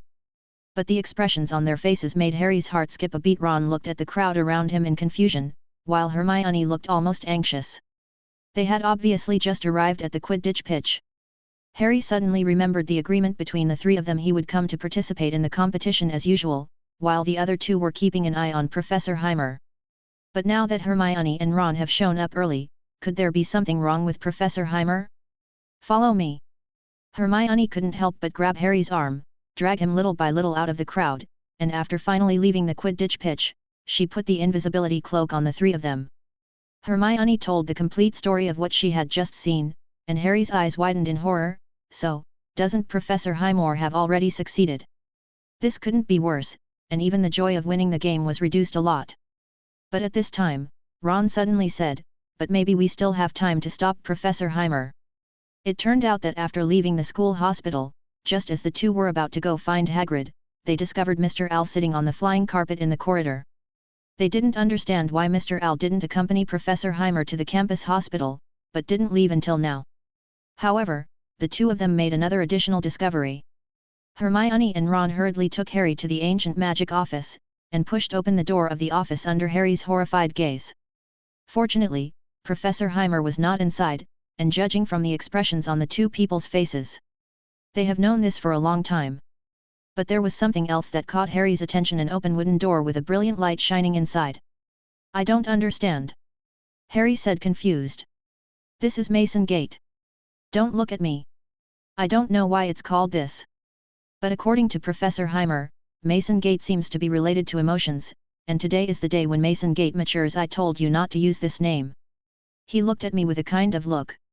Facing Harry's increasingly weird gaze, Hermione explained angrily, "This is Professor Heimer's collection, and he didn't write it down in detail in the book. I don't know what maturity is like. In short, He and Ron suspected that after Professor Heimer obtained it from Quirrell, he and Mr. Owl split up. Now Mr. Owl should go to protect the room of the Sorcerer's Stone. As for Professor Heimer, as you said, it should be inside the Mason Gate." Harry still didn't understand. He stared at the mysterious Mason's Gate, then turned to look at the two serious-looking people, and asked in confusion, "But why are we divided into two groups? What's the deal with the Mason's Gate and the Philosopher's Stone?" "Relation." At this time, Ron said with a serious face, "Think about it, man. Professor Heimer is an experienced archaeologist. How could he steal the Sorcerer's Stone without being prepared? He must have been prepared. Mason. The door is his preparation. Now that the time has come, the Mason Gate has become mature, and Professor Heimer finally decided to take action. The mechanism to protect the Philosopher's Stone may be able to drag Mr. Owl for a while, but this door is different. I guess not many people know about it. The existence of this door. No matter how many secrets there are in the Mason door, we are the only one now, and we can only rely on us to stop Professor Heimer." Harry finally understood the meaning of the two people's words. Professor Heimer had to pass through the Mason Gate first if he wanted to steal the Sorcerer's Stone. As for the reason, it doesn't matter at all, because that is Professor Heimer, and who knows what weird methods he has, but no matter what, he must be stopped and prevented from stealing the Sorcerer's Stone. Harry was convinced. "Then what are we waiting for?" he said anxiously. "Hurry up and get in, hurry up and get into this door. By the way, is there anything we need to pay extra attention to?" "Emotion." Hermione mentioned Professor Heimer's rejection. "The professor said that the students' emotions are not enough to support us staying in the Mason Gate." "What's the reason?" Harry looked unconvinced. "Even if you're trying to fool people, you have to come up with a more convincing excuse." Ron also thought so. "You're right, man, the professor obviously said this to prevent us from approaching the Mason Gate. Not even my father has used this excuse, and not even Ginny can deceive him." After seeing the two of them eager to try, Hermione did not stop them. In fact, Hermione is more curious than Harry and Ron combined. She still remembers Professor Heimer's description of the Mason Gate entering the other side of the real world, which can also be said to be another world. It was hard to imagine what they would find on the other side of the door, and Hermione couldn't wait to do so. "Let's go." Hermione quickly concealed the joy on her face and said seriously, it's time to go through the mason door. The three of them entered the gorgeous light one after another. They felt as if they were being sucked into a vortex, gradually sinking deeper and deeper until... boom! Boom! Boom! As if falling from the sky, Ron was pressed at the bottom. He shouted with great effort, "Get up, you are going to crush me to death. Why is it so heavy? You!" Ron suddenly froze. He stared blankly at his two hands, which now turned into a pair of slender claws. And right on top of him, a snow-white owl and an orange cat covered in fried fur jumped up. The owl spoke, and Ron recognized Harry's voice. "Why did I turn into an owl?" Harry shouted in horror. This is really strange. Even though Ron has turned into a mouse and Harry has turned into an owl, they can still understand what each other is saying. "Ah!" The scream came from the orange cat's mouth, and as expected, it was Hermione's scream. "It's an animagus!" Hermione suddenly shouted excitedly. She stared at her fur and the fluff on her paws with interest. "This is an extremely advanced transfiguration skill. Maybe we won't be able to learn it until we graduate. I didn't expect it to be so simple yet successful. The Mason Gate is truly magical." "Animagus?" Ron blinked his eyes in confusion. "Then what animal am I?" he asked, feeling that the owl and orange cat in front of him were extremely huge. "A beetle." The owl and the orange cat suddenly looked at Ron. For no reason, under their gazes, Ron suddenly felt an inexplicable feeling of fear in his heart. The owl's expression suddenly became extremely vivid, and Ron heard an embarrassed tone from Harry's mouth. "Rat! You turned into a rat, Ron!" Chapter 77. This is a strange room. The three of them never imagined that they would come to such a place after passing through the Mason Gate. The air is filled with an ancient and dangerous atmosphere, and it smells like decay. Throughout the room, there was only a faint shimmer, coming from nowhere. "Where are we?" Harry asked uneasily. He twisted his head back and forth, and was surprised to find that his head could actually turn behind his body. Maybe if he tried harder, he could turn his head in a full circle, which was as magical as Hedwig. "I am not sure as well," the orange cat whispered, making Hermione's voice. The only clue she could think of was emotion. Professor Hemmer paid special attention to mentioning this, but what does emotion have to do with animals? Ron." Hermione turned her head hesitantly and asked in a calm voice, "Is there anything you want to say?" The mouse stood 1 meter away from the two of them, which was the farthest distance Ron could maintain to see the two of them clearly. After Hermione asked, he almost jumped up anxiously. "What do I want to say? Oh, of course, especially before I am eaten by you, I still have a lot to say." Ron has become so crazy since he found out he was a mouse. He almost went crazy and completely lost his mind. Both cats and owls eat mice. "Calm down, Ron. How can Harry and I eat you? Besides, the little meat you have is not enough for us to share." "Whoa whoa whoa whoa! Look what you are saying now. What should I do next? Fatten myself up? Stop arguing, you two." Harry suddenly stopped him and said, "Listen, there seems to be some movement." There was a rubbing sound in the darkness, like sandpaper being twitched back and forth, which sounded extremely uncomfortable. Hermione and Ron held their breath subconsciously. They stared nervously at the direction of the sound not far in front of them. There seemed to be something huge squirming on the floor. From their perspective, it looked completely unreachable. "Climb." Gradually, the figure revealed its true face. It was a plant that looked like a human, with skin made of dry bark, which made people's skin crawl. The three little animals ran back in fear. This vegetative man was obviously coming towards them and heard their voices. But before they could run for long, they were blocked by two pale skeletons again. They were constantly throwing their skulls towards each other and catching them again.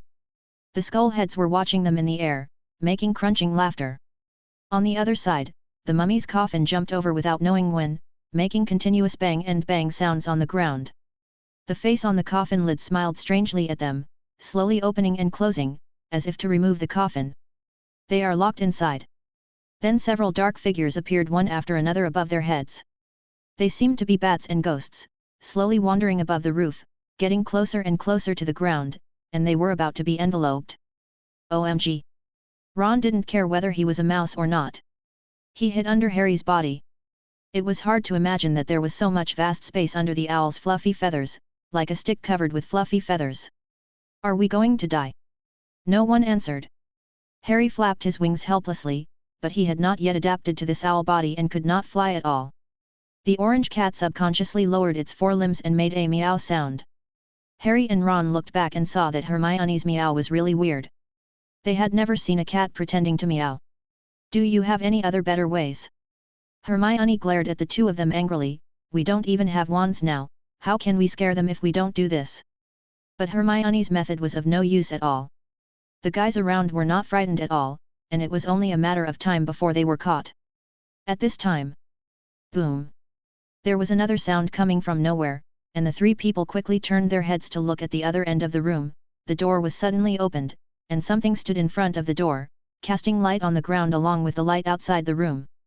A long shadow. The sound startled the three of them, but the monsters in the room froze, and they retreated little by little into the darkness, which made the three of them even more nervous, because the figures outside the house were slowly moving. Swimming in it was a snake, a species they had never seen with their own eyes. Its cold eyes were aimed at the three of them. Its long horns stood at the front of its head, and a magnificent green star was deeply embedded in its skin. Gem! It's a long-horned water snake. Hermione suddenly remembered that she had seen a description of this magical animal in Fantastic Beasts and Where to Find Them. They level, which is also the highest level of danger. The long horns on its head are the origin of its name.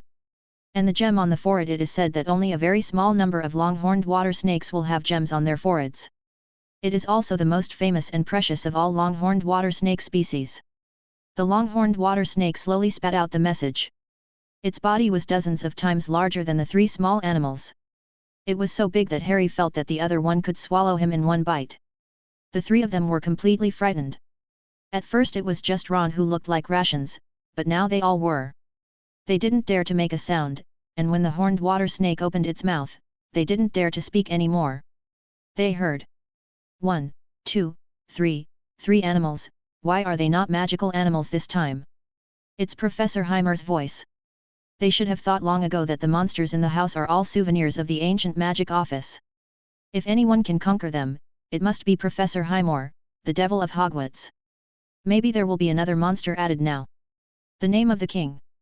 Now, Professor Heimer was staring at them coldly.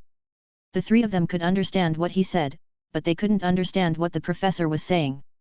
The number doesn't match, 3, not 1. The mice, orange cats, and owls are all ordinary little animals. It would be great if they were phoenixes like Fox. Isn't that all?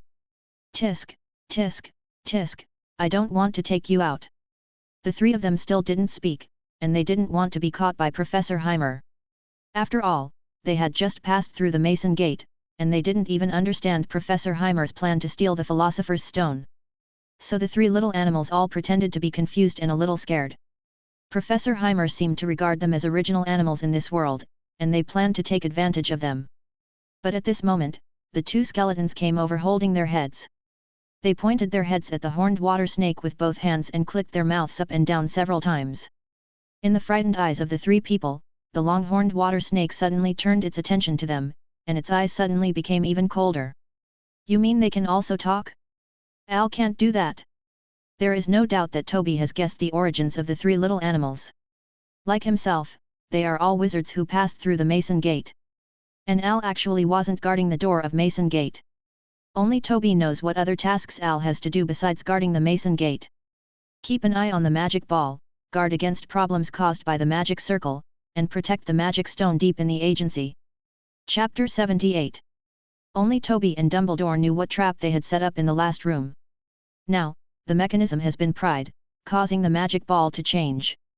The magic ball was given to Al before Toby entered Mason's door for safekeeping. On the 4th floor of the outside castle, Al has entered the room on the far right side of the corridor. There is nothing strange about the brand new armor. It is still standing in the room, which shows that the intruder knows the secret of the first level, that is, the nightly etiquette. Al looked a little nervous, but more excited. He knew what he was about to face, but he was not timid at all. Yet, Al shouted at the armor. The visor of the armor immediately opened, and Al got in at once. But before that, the magic ball also melted away, covering the entire armor inside and adhering to the surface of the armor. On the shining silver armor, a large number of shimmering magic arrays immediately emerged, echoing each other and forming a whole. The strength of the armor suddenly became much stronger. It juggled the long axe a few times, becoming faster and faster, and becoming more and more agile. Of course, the magic circle should not be imprinted on the wizard's body, as if a mistake is made, flesh and blood will explode. But armor is different. Before Principal Dumbledore helped solve the curse on the armor, Toby also tried many methods. Although he was unsuccessful, the armor would not be broken. Even if something went wrong, he could ask the goblins to repair it. They are the best blacksmiths. Ah! Al shouted again, and the visor of the armor immediately closed, revealing only a pair of sparkling little eyes inside. Then, the armor opened the trapdoor and jumped into it along the darkness. Facing a weakened Voldemort alone? This sounds no less boring than archaeology. On the other side, the devastated Cedric walked back to the castle. He had just lost to Gryffindor in the Quidditch match. It was a disastrous defeat. Standing around him were students trying to comfort him. "Oh, it's nothing." Cedric forced a smile, "We still have a chance next semester. By the way, I'm going to see Professor Heimer now. Do you want to come with me?" After losing the Quidditch match, Cedric could only think of using an auto-casting wand to make up for Hufflepuff House's honor. Unsurprisingly, after Cedric asked this question, the students around him immediately asked a lot of things. Some said they were going to change clothes, and others said they were going to the kitchen to get some snacks. Even so far, only a few students would go to the ancient magic office without any scruples, and there were only two of them, one was him and the other was Hermione Granger. But, to the kitchen? Fred and George got mixed up among the Hufflepuff students at some point. They were not afraid of being discovered at all, and they even greeted Cedric with a smile. They were students of the same grade and often attended classes together. And to some extent, both Cedric and the Weasley twins are famous. "This is not right," Cedric said seriously, "you should not violate school rules." "Oh, come on." Fred waved his hand, "This is a rare victory for us, we must celebrate it after all." Many Hufflepuff students glared at him, and George immediately grabbed Fred's shaking arm. "Actually, we are just here to find Harry and little Ron." "It seems they are not here then, goodbye." The two men ran away quickly before causing more chaos. Cedric sighed helplessly, but he cheered up again when he thought of the automatic casting wand. In any case, the Quidditch season was completely over, and he would have more time to study the automatic casting wand. After bidding farewell to the others, Cedric came to the door of the ancient magic office alone. He unexpectedly found that the door was not closed tightly. "Professor Heimer." Cedric carefully pushed the door open, and he immediately saw the opened mason door, but Professor Heimer was not in the room. Instead, he saw another person, standing opposite the mason door, a fat and round face. "Little boy. I thought your name was Longbottom?" "Neville Longbottom." Cedric walked into the room confused. "What are you doing here? Is it related to your homework?" He remembered this little wizard who seemed a little timid, and he also heard that Neville had a fight some time ago, which surprised Cedric quite a bit. However, Neville was startled by the sudden appearance of Cedric. He looked around in panic, then quickly pushed Cedric's body away and ran away through the crack in the open door. "You!" Cedric called twice, but Neville did not stop and quickly disappeared at the end of the corridor. "What's wrong with him?" "Well, what's wrong with you?" A little boy with blonde hair walked straight towards the office. Cedric immediately blocked the door. He could no longer let these freshmen enter the office casually. In any case, he still had the identity of Mr. Al's assistant. Although Mr. Al doesn't know why he is no longer in the office. Coupled with the strange mason door, Cedric couldn't make his own decisions at this time. But the little boy did not continue walking. After seeing Cedric, he immediately changed direction and walked from the other side of the corridor. Cedric blinked. He vaguely remembered that the other person seemed to be a child of the Malfoy family, and it was he who had a fight with Neville not long ago. What happened today? Meanwhile, on the other side of Mason Gate, Toby has roughly figured out Al's movements. Although he didn't see it with his own eyes, he knew very well that Al would only leave the Mason Gate without permission when the magic ball reacted. But he didn't seem worried about this. Instead, he focused on the three small animals in front of him and stared at them coldly. "Mr. Potter, Mr. Weasley, and my editor, Miss Granger." Toby told the names of the three people respectively. It was very simple. After the skeleton informed him, he could guess their identities just by hearing the voices of the three people. "You made a mistake, a very stupid mistake. Toby turned his attention to the orange cat, especially you, Miss Granger.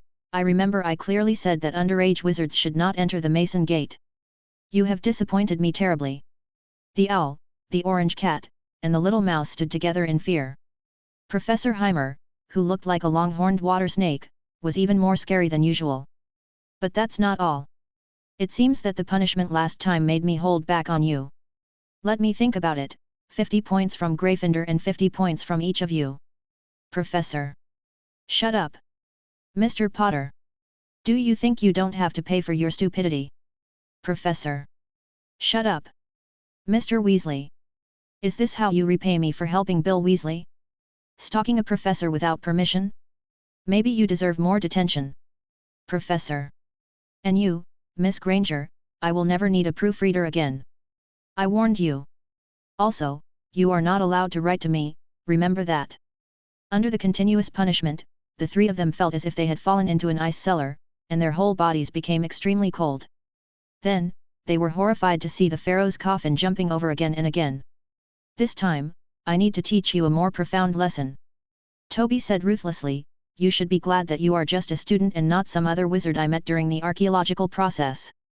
Besides, Principal Dumbledore can't intercede for his students in a place like this. Professor, don't. The coffin immediately shut the three of them inside, and there was a beating sound inside, but it did not change Toby's mind at all.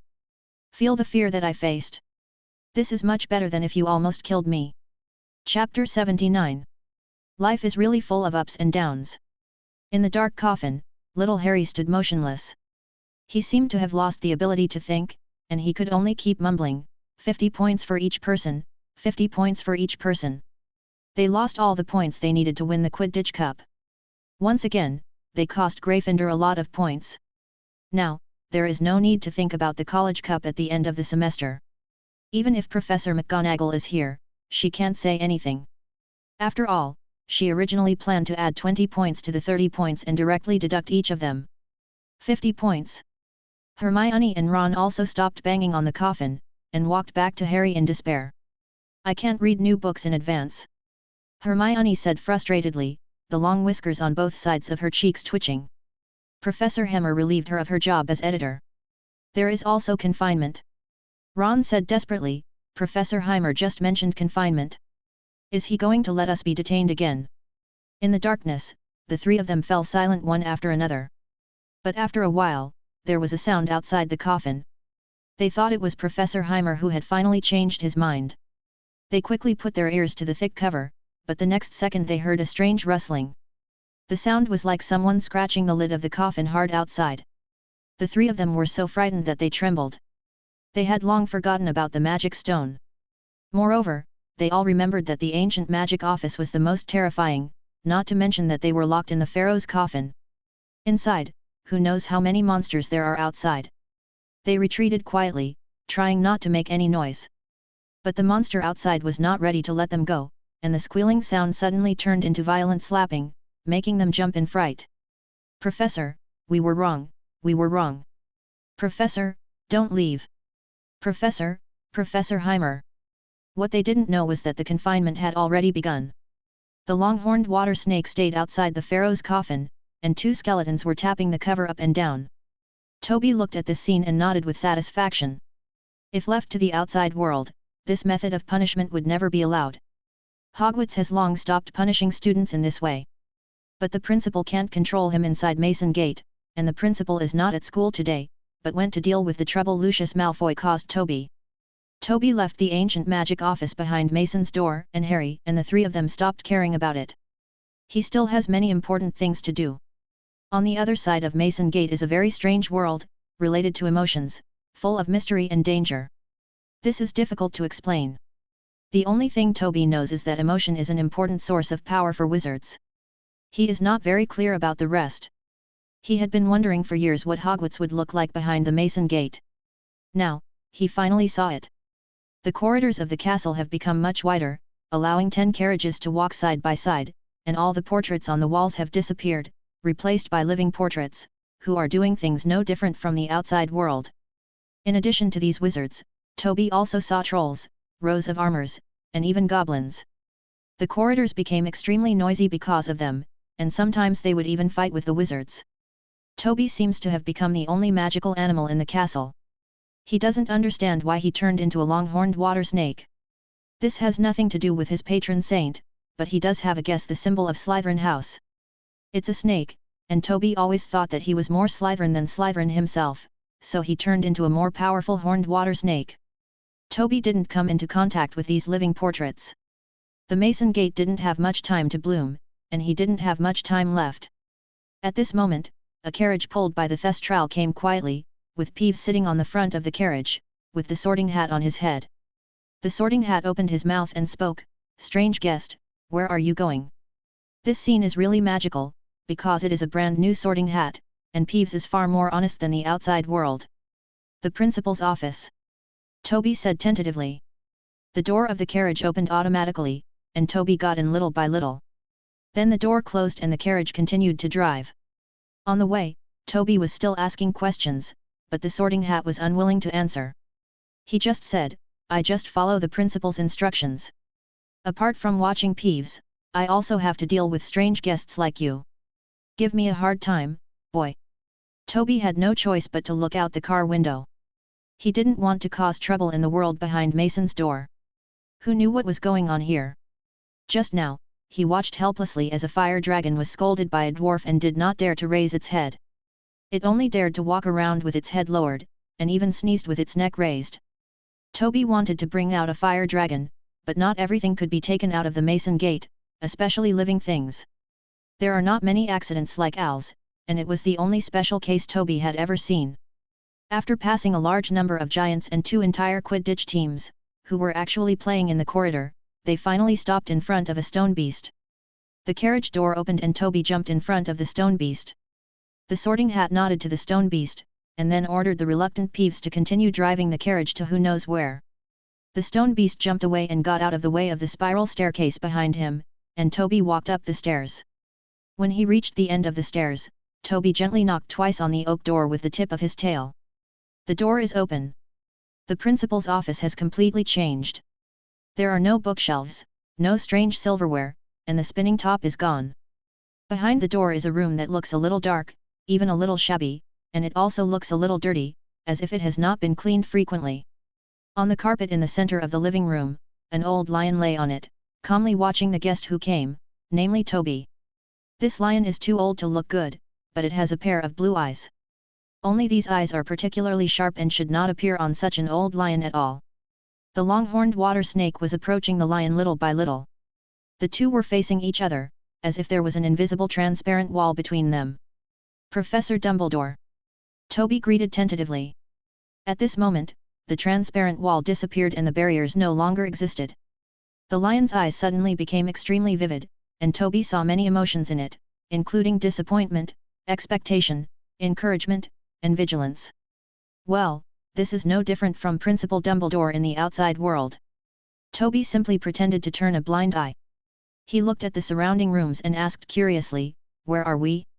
Is it your previous house? The one in Godric's Hollow?" Chapter 80. Toby knew that Headmaster Dumbledore had lived in Godric's Hollow, which was not a secret. He just didn't expect that the principal's office would look like this. The old lion opened its mouth and yawned, then lay down on the floor again, apparently planning to continue resting. But Toby kept asking, "Hey, Principal, do you know where the founders are? Are they in the castle? Where is your treasure house? Where have you hidden all your treasures?" The lion roared impatiently and glared at Toby angrily. All right. Toby had no choice but to say, "I'm here for House. House, the centaur ancestor in the Forbidden Forest, must figure out the secret of the 5th founder. Is there anything you can tell me?" The lion finally stood up, stretched his thick paws under the carpet, and fumbled for a long sword as if by magic, the sword of Gryffindor. "Well." Toby watched the lion push the sword in front of him, and he said hesitantly, "Are you planning to let me use this sword to protect myself? But I don't have long hands either." He flapped his tail twice, showing off his snake body. It was very difficult for Toby to even hold the sword, let alone fight with the sword. However, the lion seemed to have expected this scene. It gently tapped the ruby on the hilt of the sword twice with its head, then motioned for Toby to lower his head and rested his forehead on the ruby, There was an emerald on the horned water snake's forehead. The moment Toby's head touched the ruby, the two gems lit up at the same time. At the same time, Toby finally has the abilities that the horned water snake should have: flight and invisibility. This is the power given to him by the gem. Wow! Toby exclaimed as he watched his body lift off the ground little by little, float, and become transparent again. This is really unbelievable. Okay, it seems to be some kind of magical unknown magic. Unfortunately, I haven't heard of any wizards who can turn into magical animals, animagus. Otherwise, I would really find a way to become a horned water snake. In all the records in the magical world, there has never been a situation where wizards turned into magical animals, animagus. They were all ordinary animals. The lion put the sword back into the carpet and lay down on it again. It seemed that this was all the help it could give Toby. Well, goodbye, Principal. Toby said, gradually disappearing into the air. The invisible long-horned water snake flew through the long corridor. Along the way, he saw Peeves wearing the sorting hat and driving a carriage. He also saw many strange things, some of which looked bigger than the Great Hall. The door is even bigger, like some kind of protective magic device. The structure is precise and magical. Could it be related to the Goblin Rebellion? Toby thought doubtfully. He remembered that the Goblin Rebellion in 1612 occurred near Hogsmeade, and it was difficult to say whether it had spread to Hogwarts. The hidden history of nearly 1,000 years is presented to Toby in an incomprehensible way. The giant alone is enough for him to study. Unfortunately, these clues are incomplete, and he does not have enough time. After Toby finally flew out of the castle, he looked up at the sky. There was no sun in the sky, there was just a clock with dazzling light, and the stars and hands were moving everywhere. Toby needs to rush back to the castle and return through Mason Gate before the pointer points to the moon, otherwise he may never be able to return. At the other end of the castle is the deep Forbidden Forest, but the Forbidden Forest behind the Mason Gate is much sparser than the outside world. Instead, it is filled with all kinds of magical animals. Toby, the fire dragon alone, has seen a lot. There are ordinary Welsh green dragons, the Norwegian ridgeback, and the largest one, the Ukrainian iron belly, and these fire dragons are not honest enough to stay in the castle. They all guard their territories with great force and cannot be infringed. So many magical animals have appeared in the Forbidden Forest. Toby carefully avoided a horned beast. He suspected that these animals all appeared in real history. They might have been done by students who violated the rules, or maybe some professors. Hagrid would love it here. Great changes have also taken place in the Forbidden Forest. Toby could not find many familiar reference objects. He could only fly silently in the direction in his memory, that is, where the base of the Pensieve was once buried. The ability to fly greatly reduces the time Toby spends and the risks he may encounter along the way. With the decline of ancient magic, many magical animals have become extinct, which means that ordinary experience cannot be applied to today's. In the Forbidden Forest, Toby saw several white bears with double horns fighting in a ball from a distance, spitting out cold white flames from their mouths, overwhelming a large forest, and the destructive power was astonishing. After passing by a bunch of trees basking in the sun, a large hedgehog rolling around in a ball, and an unknown number of birds and insects of different sizes, Toby finally saw from a distance the bulge in his memory. Hill Bun. That hilltop is the only place where no magical animals live. It seems to have been cleared away, and there is a huge statue standing on the hilltop. It looks exactly like the one Mundungus collected and gave to Toby. This is even. Toby couldn't help but wonder if the enlarging spell wasn't used enough, which caused the statue to become much smaller. It wasn't until Toby slowly landed at the feet of the statue that he finally realized the difference between the two statues. This statue seems to be alive. Oh my god! Toby looked up blankly. The centaur in front of him was larger than any giant he had ever seen. It was obviously impossible for such a huge centaur to exist in the outside world. The breath of life came from House's body. He also raised his head, but what he was looking at was the dazzling clock in the sky. Toby flew to a position parallel to the centaur's head, and heard the other person repeatedly murmuring a sentence.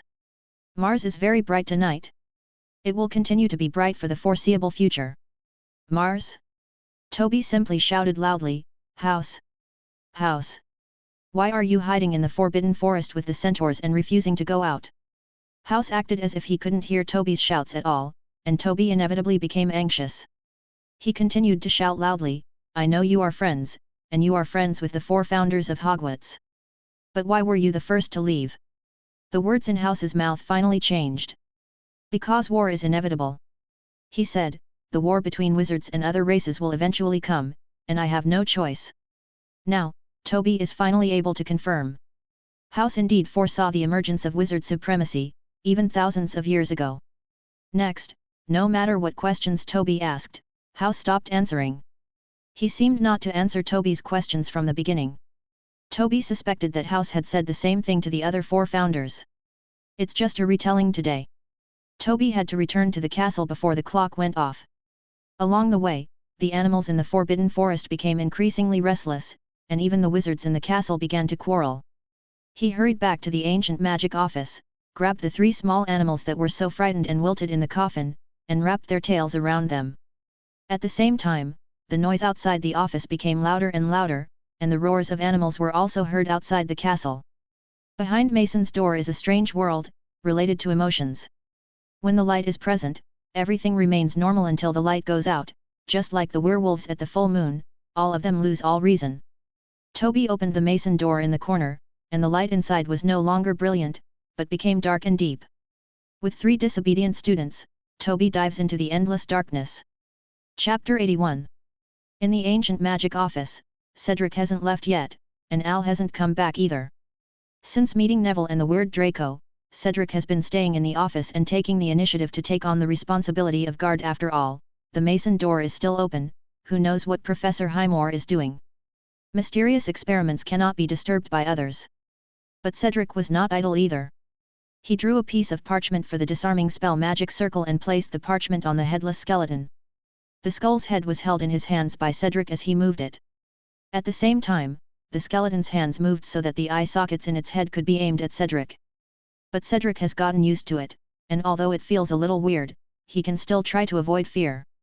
After the parchment was attached, Cedric took out his wand and tapped it lightly on the parchment to make the magic circle take effect. The disarming spell worked, and the skull's head suddenly flew out of the opponent's hands. The head laughed in the air, its upper and lower teeth collided, and the other skeleton next to it also clapped its hands in honor. Cedric quickly caught the head and carefully put it back into the hands of the headless skeleton. He wondered to himself, there is nothing wrong with the magic circle, but why doesn't it work on ashwood? Ashwood is also the material of his wand, which is also Cedric's experiment to make a self-casting wand. It is impossible for him to imprint the magic circle on the wand from the beginning, and it will be terrible if it fails. As for doing experiments with skeletons, it was Professor Heimer's idea. Cedric still remembers what the other person originally said was they will be happy to have someone to play with. That's why Cedric was allowed to do experiments in the office. Of permission. As for touching other souvenirs, Cedric didn't even dare to think about it. Just holding the Pharaoh's gaze on the surface of the coffin was uncomfortable enough, let alone the few black cloaks hanging on the ceiling. His neck was wrapped around him, as if someone had committed suicide and hanged himself. Just when Cedric was about to continue studying the ashwood, there was finally a movement from the mason door. Toby took the lead to step out, followed closely by Harry, Hermione, and Ron. All have returned to their human form. Cedric stared at this scene with his mouth open. He had expected the appearance of Professor Heimer in advance, but the other 3 people did not expect it at all. Moreover, their expressions at this time were not very good. They looked stupid and stupid. I was so dizzy that I couldn't even stand steady. Professor, they are. Before Cedric could finish his question, Toby repeated the punishment for the 3 of them, and this time he was more detailed. A total of 150 points have been deducted from Gryffindor. Miss Granger is no longer allowed to appear in the office on the grounds of her work as editor. She will also be subject to confinement. I will inform you in advance before the confinement. There is no way to really deduct points inside the Mason Gate. You need to repeat it again when you come out. This also caused secondary damage to the 3 people who were confused. They collapsed on the floor, feeling in endless fear. A lot of despair was squeezed in. Mr. Diggory, please take them to the school hospital. Madame Pomfrey will take good care of them. Although he didn't know what happened, Cedric understood something more or less. That's 150 points. How did they mess with Professor Heimer? I'll do it now, sir, Cedric said quickly, and then added, one more thing, Neville Longbottom. I'll talk about other things when I get back. Toby didn't give Cedric a chance to continue. Al hadn't come back yet, so he had to go to the room to protect the Philosopher's Stone as soon as possible. After Toby quickly left the office, Cedric walked up to the three people with distracted eyes, and Hermione was sobbing softly. Although he couldn't bear it, Cedric still asked in a low voice, "Can you still stand up now? Can I help you?" Hermione suddenly cried louder. On the other side, Toby met an unexpected person on the far right side of the corridor on the fourth floor, Snape, who seemed to have just arrived. Toby stared at Snape closely. "Why is it you again?" I said, "Are you still working for the mysterious person?" It was difficult for him not to doubt Snape's motives. After all, Snape had no notice of the magic ball being obtained. Snape said with a gloomy face, "Just relax, Toby, I just went to the school hospital, guess who is missing?" Toby frowned slightly. He ignored Snape and hurriedly walked into the first room. The trap door had been opened, but the armor had disappeared. He jumped into the devil's net below and quickly passed through the flying key room, the chessboard room, the troll room, the troll was knocked unconscious again, and Snape's potions room. During the whole process, Snape was following Toby behind him. The two of them were silent, but this time it was Snape who was wary of Toby. They saw the mirror of Ariste in the last room. The armor stood opposite the mirror. Xiu opened his visor and greeted Toby excitedly. At the feet of the armor lay an unconscious man with a huge swelling on the back of his head. This was the thief who came to steal the magic stone. It's Mundungus Fletcher. Since the incident at the Hog's Head Bar, Mundungus has been living in the campus hospital for treatment and has never woken up. But now, he appears in the room protecting the magic stone. Snape sneered and mocked, "Think carefully about how to explain it to Dumbledore, Toby. You were the one who brought Mundungus back to Hogwarts. You were the one who first came into contact with him." The suspicion was inexplicably transferred from Mundungus to Toby. Since Mundungus was the one who came to steal the Philosopher's Stone, Toby would inevitably be suspected by others. What did he do to Mundungus? Hands and feet. Toby narrowed his eyes slightly without saying a word, and left the basement with Al. At night, Toby received a notice from Dumbledore's return, and he took Al to the principal's office. Headmaster Dumbledore looked very tired. He had gone to deal with Toby's retention problem during the day, which was caused by Lucius. As soon as Toby came in, he said, "Principal, you should know very well." Dumbledore interrupted, "I know what's going on, Toby. I would rather believe that you would steal the Sorcerer's Stone yourself than surrender to Voldemort." This sounds a bit like trust, but Toby always feels a little weird. "Is this how you see me? A lawless criminal?" "Toby, I'm not in the mood to joke with you right now," Dumbledore said tiredly. He opened a piece of folded parchment and placed it in front of Toby. "I have tried to fight for you. There won't be any big problems in a short time, provided that you..." Toby looked at the paper and saw a line of large words printed at the top. Probation of Professor Tobyheimer. Chapter 82. Things couldn't be worse. When the Gryffindor students passed the huge hourglass recording the House Cup scores the next day, they thought something had gone wrong. They had obviously won the Quidditch Cup yesterday, but why hadn't their scores increased at all? Soon, someone discovered something was wrong. The famous Harry Potter was absent from yesterday's party in the common room, along with his two friends, Ron Weasley and Harry Potter. Min Granger, it was all their fault. By Harry Potter, the hero who had just won the Quidditch trophy. So, in the school hospital the next day, many people rushed in, wanting to find out what was going on. The three people in treatment could only pretend to be unconscious, just like the patient who was just sent here last night. They didn't know who it was, they only knew that it was Snape who sent him here. They had never seen the patient's face before. Draco also came with Goyle and Crabbe, and they looked domineering. Draco scolded Harry for a long time, as if he knew that Harry was pretending to be unconscious. "This is simply the funniest joke I've ever heard. The house that won the Quidditch Cup is ranked last, but you really belong to it, Potter." Before Harry was about to burst into anger, Madame Pomfrey finally arrived. She drove the three people out of the school hospital and woke up the three little ones who were pretending to be unconscious. "Let me see how you are doing." "Okay, dear, you can go back to class. I have never seen you students who blame themselves so much." Madame Pomfrey didn't know what happened behind Mason's door, and blamed all the strange behavior of the three people on the deduction of points. At that time, they were almost unable to hold on, and they had to take tranquilizers continuously before they finally recovered. "Can we stay one more night?" Ron begged, Just stay for one night, don't let us go back now, people outside will hate us. Madame Pomfrey looked at him with pity. Are you sure you want to continue pretending to be sick? Professor Heimer is not that easy to talk to. What if he finds out? Ron jumped out of bed all of a sudden, not even daring to say anything. The three of them changed their hospital clothes into wizard robes silently, without even making eye contact with each other. Hermione kept her head lowered, her eyes were red and swollen. She cried all night last night. Harry glanced at the surrounded hospital bed. He believed that Ron and Hermione knew in their hearts that there was something wrong with the patient who was sent last night, but they did not dare to violate any rules anymore, let alone explore without permission. What's going on? In fact, when Professor Quirrell left the school hospital this morning, they did not say a word to Quirrell, and they did not dare to ask about the mechanism that protects the Philosopher's Stone. They have learned enough lessons. Even once again, they deducted a large amount of points from Gryffindor, which was an irreparable mistake.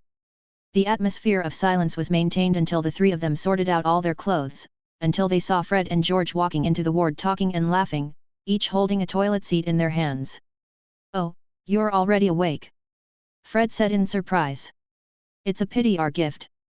George smiled and hung the toilet seat on Ron's neck, while Harry put on the one Fred brought and took one. Hermione looked left and right and found that she was the only one who didn't have the so-called gift. "You actually don't even like me anymore." She broke down and cried, ran outside the ward howling, and disappeared in the blink of an eye. The twins looked at this scene in surprise. "We wanted to prepare. But it's a bit rude for a lady." Ron was not happy at all after hearing this explanation. He angrily took off the toilet seat and threw it on the floor. "Aren't you rude to us?" Harry also silently removed the toilet seat and Fred and George laughed together. "Come on, don't be unhappy. Yeah, we've been losing points too. Just don't let Wood see you. Especially you, Harry. The captain is going crazy. He just won the Quidditch Cup with great difficulty." Harry said frustratedly, "But you didn't lose 150 points all at once." "That's true." Fred shrugged and said, "You are indeed powerful enough. You have achieved something that none of us, George, can do. We should really work hard." "All right." Seeing the two people's expressions getting more and more sad, George comforted him. "Maybe you will like another piece of news, which spread throughout the school this morning." "What's the news?" Harry asked immediately. He needed good news to comfort himself. Professor Heimer was placed on probation. George raised his eyebrows and said, "In the past, this was an honor that only Professor Kettleben could obtain. I really hope we can go to school at that time. It will be very interesting." "Detention?" Ron asked expectantly, "Is it because we deducted points? Can we get the points back?" "That's a beautiful thought." Fred said, "I wonder why you are not surprised at all. Professor Heimer was placed on probation. Isn't this news fresh enough?" Harry didn't think the news was anything. The only thing that surprised him was that the candidate for academic probation was not Snape. Even last night, when he sent the patient here, he didn't forget to mock Harry. Which made Harry very angry. As for Professor Heimer, for some reason, Harry always felt that he would encounter such a day, just the souvenirs in his office were enough. And judging from the look in Ron's eyes, the two people obviously thought of getting together. "Okay." Ron became uninterested. He was not interested in anything now. Then what will they do to Professor Highmore? Who dares to stare at him? He is so scary, even Snape. It's okay to beat him as well. Fred shrugged and said, "Of course it's Principal Dumbledore, who else?" At the same time, inside the gate outside the castle, Toby and Al quietly appeared and escaped from the invisible state. "No one found us, right?" "Ah. Very good, now let's go find Malfoy to settle the score." "How dare he?" "Toby!" A cold shout suddenly sounded, and Dumbledore appeared out of nowhere, striding up to Toby. Toby's eyes wandered wildly, and he quietly took 2 steps back. "What are you going to do?" Dumbledore asked. "Oh, I just went to buy some wine." Toby immediately pretended to be relaxed. "I don't have much wine in my collection, and I plan to go to the bar in the village. But I remember you still have class today." "Yes, Principal, yes. I asked Al to teach for me at..." "Al? Why are you on my shoulder? Go back and teach the students." "Ah!" Al immediately jumped off Toby, and it made a big circle, trying to get around Principal Dumbledore, but found that only 2 legs were moving rapidly, and it could not run far at all. Float little by little. Well. Toby watched Al being sent back to him, and he asked hesitantly, if I said I just went to Malfoy to catch up with old times, would you believe it, Principal? Chapter 83. Principal Dumbledore obviously didn't believe it. He turned around and walked back to the castle. Toby, who was caught, could only follow behind him and gave up his plan to sneak out of Hogwarts. The 2 people continued to talk in low voices along the way. Malfoy. I knew he had no good intentions. Ever since he came to Hogwarts last time, he has come to trouble me sooner or later. You should really let me teach him a lesson. No one will know about this. But what if Toby Malfoy has a very high voice on the school board? What if he is deliberately irritating you? Then I should have a good talk with him. It's a pity that I can't let you do this, Toby. In fact, I have always suspected that this was a deliberate plan set by Malfoy. He did not try too hard to deprive you of your position.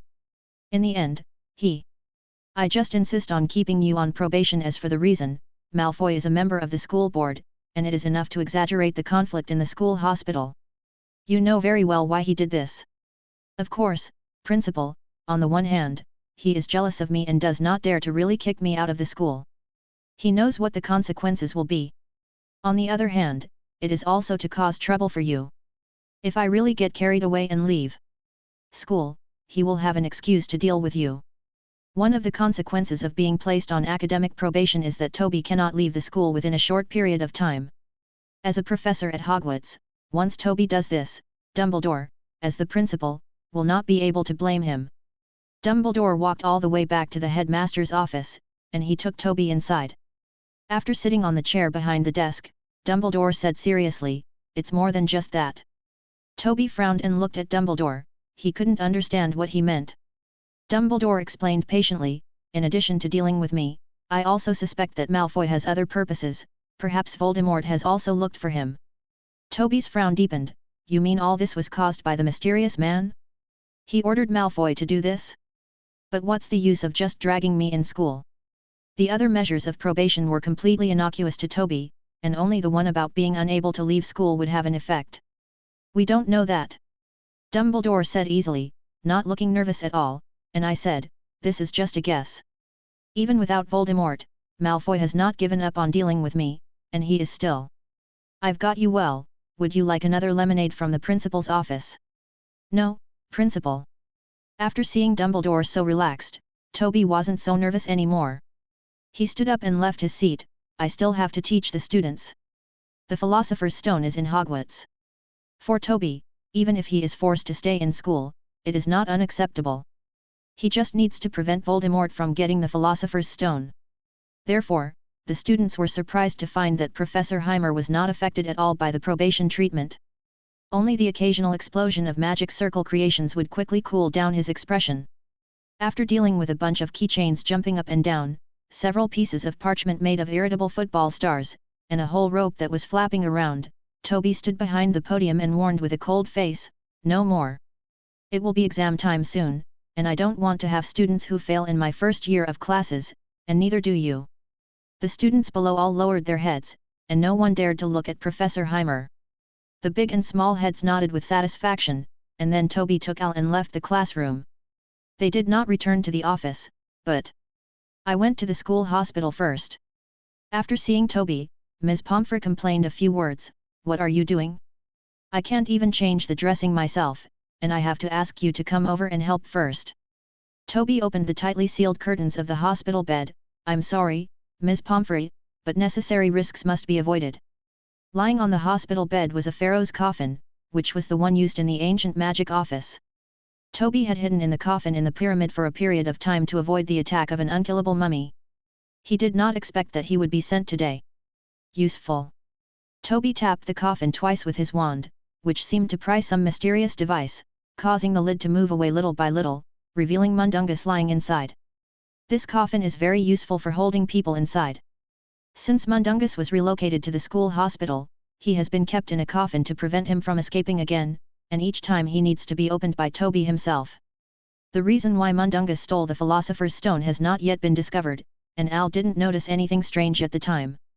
Mundungus remained silent throughout the battle, and he looked like he was under the control of the Imperious Curse. Considering that Toby found Mundungus in an alley in Hogsmeade, he might have been tricked at that time. However, Toby was not worried about Mundungus discovering the secret of the magic stone in the last room. At most, he could only see the mirror of Arist. As for the magic circle, it was still well hidden and was only transmitted to Al through the magic ball. Notification was received but was not completely triggered. After handling the Mundungus matter, Toby finally took Al back to the office. At this time, Cedric was already sitting across the desk. He would often do this since the Quidditch Cup ended. When he came over, Toby also allowed him to read the books and various research materials in the office as he pleased, and also gave him the task of editing the first draft. In fact, this was originally Al's job, but Al preferred to spend his time taking care of the mason door, so he naturally handed over the work to his assistant. Cedric did not refuse. He was very grateful for Professor Hammer's help with the automatic casting wand. He only felt a little unnatural when he occasionally passed by Hermione every time. Hermione stared at him resentfully. Cedric had no choice but to speed up the corridor and run as far as possible. After giving some pointers to Cedric, Toby said, "Okay, let's stop here today." Al, who was dozing off, nodded drowsily, and he chirped twice, encouraging Cedric as usual in his sleep. After Cedric left the office, 5 minutes later, Neville Longbottom walked in cautiously. Toby asked him to sit across from the desk, and then asked, "You should know why I called you here. Mr. Diggory said that you appeared in the office some time ago and stared at the mason door for a long time. Can you explain why, Mr. Longbottom?" Chapter 84. Cedric had already told Toby about the abnormality on the day the mason door was opened, so Toby called Neville over specifically for questioning. I'm looking for Harry." Neville explained honestly, "After Gryffindor won the last game, I noticed that Harry was dragged away quickly, so I searched for him everywhere in the castle to prevent him from being taken away again. Academy points were deducted. As a result, I found that the door of the ancient magic office was not completely closed, and then the rest was. So that's what happened." When everyone was deducted 30 points for the first time, Neville was also present, so he paid special attention to Harry. It was unjustifiable not to celebrate at that time. However, Neville did not break into the mason door like the three of them. He should have hesitated, but he made no mistake in the end. "You did well, Mr. Longbottom," Toby said with a smile. He encouraged Neville a few more words, and then let Neville leave. After a while, another student came into the office. It was Draco Malfoy. According to Cedric, Draco also came to the ancient magic office. Under Toby's stern gaze, Draco tremblingly explained the reason for coming. It turned out that it was because he had discovered Neville, that he wanted to keep an eye on him and avenge the beating he had received. It seemed that Draco didn't dare to lie in front of Toby, so he spoke in such detail. Toby warned him a few words and then asked Draco to leave. He was not like Snape, who targeted a student because of his father, and he didn't have extra time to waste on it. There were still many details to deal with regarding academic probation. So, once again, some professors who were observing appeared in Toby's class. They needed to evaluate their colleagues. The original Professor Kettleben also encountered the same situation. Fortunately, since Professor Kettleben has been on academic probation for as many as 62 times, most professors are accustomed to this and they all have rich communication experience. Moreover, Toby did not harm any students. The reason why he was placed on probation was because he threatened a school board member, Lucius Malfoy. Not everyone likes the Malfoy family. Professor McGonagall praised Toby's wonderful use of the combination of magic circle and transfiguration. Professor Flitwick wanted to pat Toby on the shoulder comfortingly, but in the end he just patted his calf. Professor Sprout also. He became interested in Bone Age algae, and Quirrell showed almost immediately that there was nothing wrong with Toby. Toby, who had just finished class, was in a good mood. He asked Quirrell, "How are you doing recently? Do you still need to go to the school hospital?" Quirrell's complexion looked much better, but he still stammered, No need, I'm very good now." "That's great," Toby said excitedly, "so, you finally have time to solve the vampire curse." Quirrell was stunned. He didn't expect that Toby hadn't forgotten this matter. I still have something else to do." This time, Quirrell refused much faster. He walked faster and disappeared at the end of the corridor almost in an instant. Behind him, Toby's eyes gradually became gloomy. The imperious curse on Mundungus might have been cast in the village in advance. But there is another possibility, and that is Quirrell. Toby remembered that on the day Mundungus stole the Philosopher's Stone, Quirrell was also admitted to the school hospital due to physical reasons and shared a room with Mundungus. But the imperious curse is not that simple a spell. Principal Dumbledore has long concluded from Toby that Quirrell is not capable of casting such a powerful imperious curse, let alone allowing Mundungus to break through so many traps. But once again, Quirrell refused to cure the curse. This is not possible. Toby murmured, I don't want to work with vampires in the future, and as one of the school's professors, how can I not lend a helping hand to my colleagues? Al on his shoulder nodded solemnly. Ah! Kidnapping? No, no, no, don't forget, we are still on probation, how can we do such a thing? But there are so many suspicious things about Quirrell, so you can't really treat me as a blind man, right?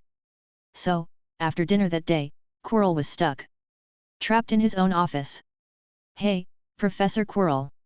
Toby ignored Quirrell's frightened gaze, and he pretended to be generous and said, I'm here to help you. Don't make any further appointments. Just tonight, I can help you get rid of the curse on you. No, no, no. It's okay, it's just a curse. I've seen a lot. It almost killed me many times. I have a lot of experience in improving the survival rate. You will be fine. After a pause, Toby added, at most, it's just a few more scars. Under Toby's repeated admonitions, Quirrell seemed to have resigned himself to his fate. He watched his body being shrouded in the dazzling light of the magic circle on the floor, and did not feel anything was wrong. After seeing Toby take back the magic ball, Quirrell asked, is the knot over? Toby gave Quirrell a slightly strange look, and then nodded even more strangely. It's over, he said, shooting a spell at Quirrell. Quirrell was startled and looked over quickly, but nothing happened. You Quirrell said in surprise. You were fooled, Professor Quirrell. Toby said disappointedly, that's a vampire who loves to tease people. The curse he left on you is called the Ending Curse. I thought it was related to some ancient ruins. It's related. So. Quirrell opened his mouth, and he quickly spit out a lot of words, I'm fine now? I don't need to worry about that vampire anymore? Is this all a lie? Quirrell looked almost overjoyed. He finally stopped stammering, gratefully held Toby's hand and shook it, I really don't know how to thank you. Do you want me to invite you to the village for a drink? No need. Toby said without interest, after all, you also helped me a lot with the professor's audit, and I can't leave the school so be it, good night, Professor Quirrell. Toby left the Defense Against the Dark Arts office and walked alone in the corridor. He was still wondering to himself, how is this possible? Where did the dangerous atmosphere coming from the leaky cauldron come from? Could it be related to the position of Defense Against the Dark Arts professor? Is this position really cursed? Chapter 85. The news that Quirrell no longer stuttered quickly spread throughout the school, and everyone knew that this was accomplished with the help of Professor Hammer. What many people didn't expect was that it was actually a curse, but they didn't know it was just a prank, so Professor Heimer became even more mysterious in their eyes. Especially Harry, Hermione, and Ron. Now many days have passed since they were deducted points, and no one wants to pay attention to them. Fortunately, according to Hermione, the exam is coming soon, although she resents the use of immediate to describe 10 weeks. But Harry and Ron still carried out Hermione's review plan honestly, and they had nothing else to do. On this day, they stayed in the library, and Ron was quietly analyzing the reasons why Professor Hammer helped Quirrell. Hermione first overheard Professor Highmore threatening Quirrell with a magic circle, but now we have all seen it with our own eyes. Quirrell has solved his stuttering problem, so it is not a threat at all, but Professor Highmore wants to help Quirrell. That's all. He has not been affected by ancient magic, and he has no intention of stealing the Philosopher's Stone. It's just that his idea of helping others is, well, different, which is why Quirrell reacted so badly. Mistaken it as a threat. And later on, when Quirrell was admitted to the campus hospital on the day of the competition, his begging for mercy was only to Professor Heimer. Just like us, he also misunderstood Professor Heimer's intentions. Didn't you see that he is everywhere now? Can you say something nice about Professor Heimer?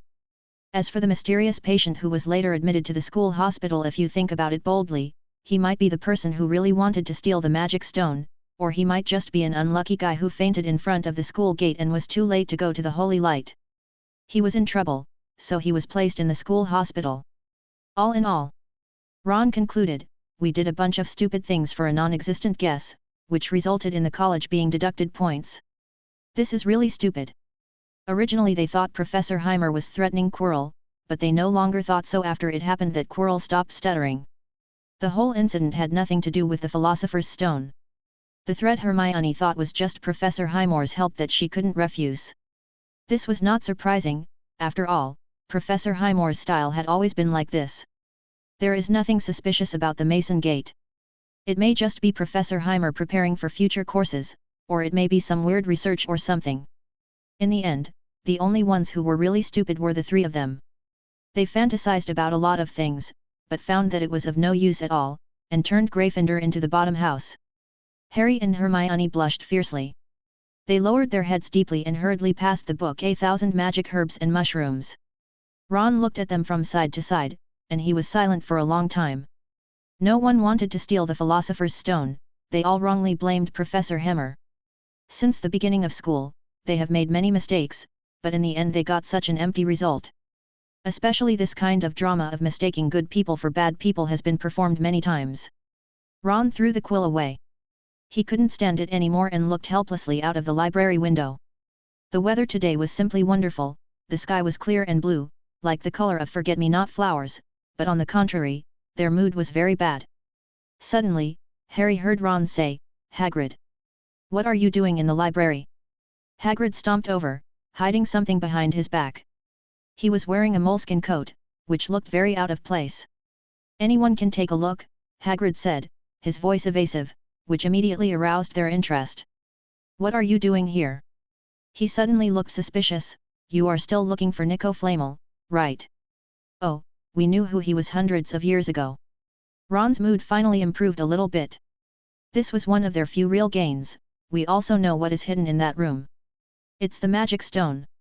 Hagrid quickly looked around to see if anyone heard him. "Don't shout so loudly, what on earth do you want to do?" For a moment, Harry's curiosity that had just surged was extinguished, and he thought of Professor Heimer, who looked like a horned water snake. "We don't think about anything anymore," Harry said discouragedly. "We just hope that we can pass Professor Heimer's exam well so that Gryffindor will not be deducted 0 points. Ron sighed, and Hermione nodded in frustration. "It's really strange that you finally stopped thinking nonsense," Hagrid said in surprise, and at the same time he sympathized with the sad three people. "Well, you come to me after a while, maybe I can have something to make you happy." "What is it?" Harry asked curiously. Hagrid refused to say anything and walked away in a hurry. "What is he hiding behind his back?" Hermione said thoughtfully. "I don't know." Harry shook his head. "I just know that we shouldn't cause any more trouble. Think about it, what would Professor Highmore do if he knew about us learning about the Philosopher's Stone?" Ron, who was originally going to look for it on the bookshelf, also became silent. Harry suddenly gave him a reminder. Fortunately Professor Heimer didn't know the whole story, nor did he know that they had suspected each other, otherwise. Punishment doesn't stop there. An hour later they left the library and knocked on the door of the gamekeeper's cabin. All the curtains in the room were drawn tightly. Hagrid first shouted, "Who is it?" before letting them in, and then quickly turned around and closed the door. The heat in the hut was almost suffocating, and the three of them immediately noticed the big egg in the center of the fire, which looked dark.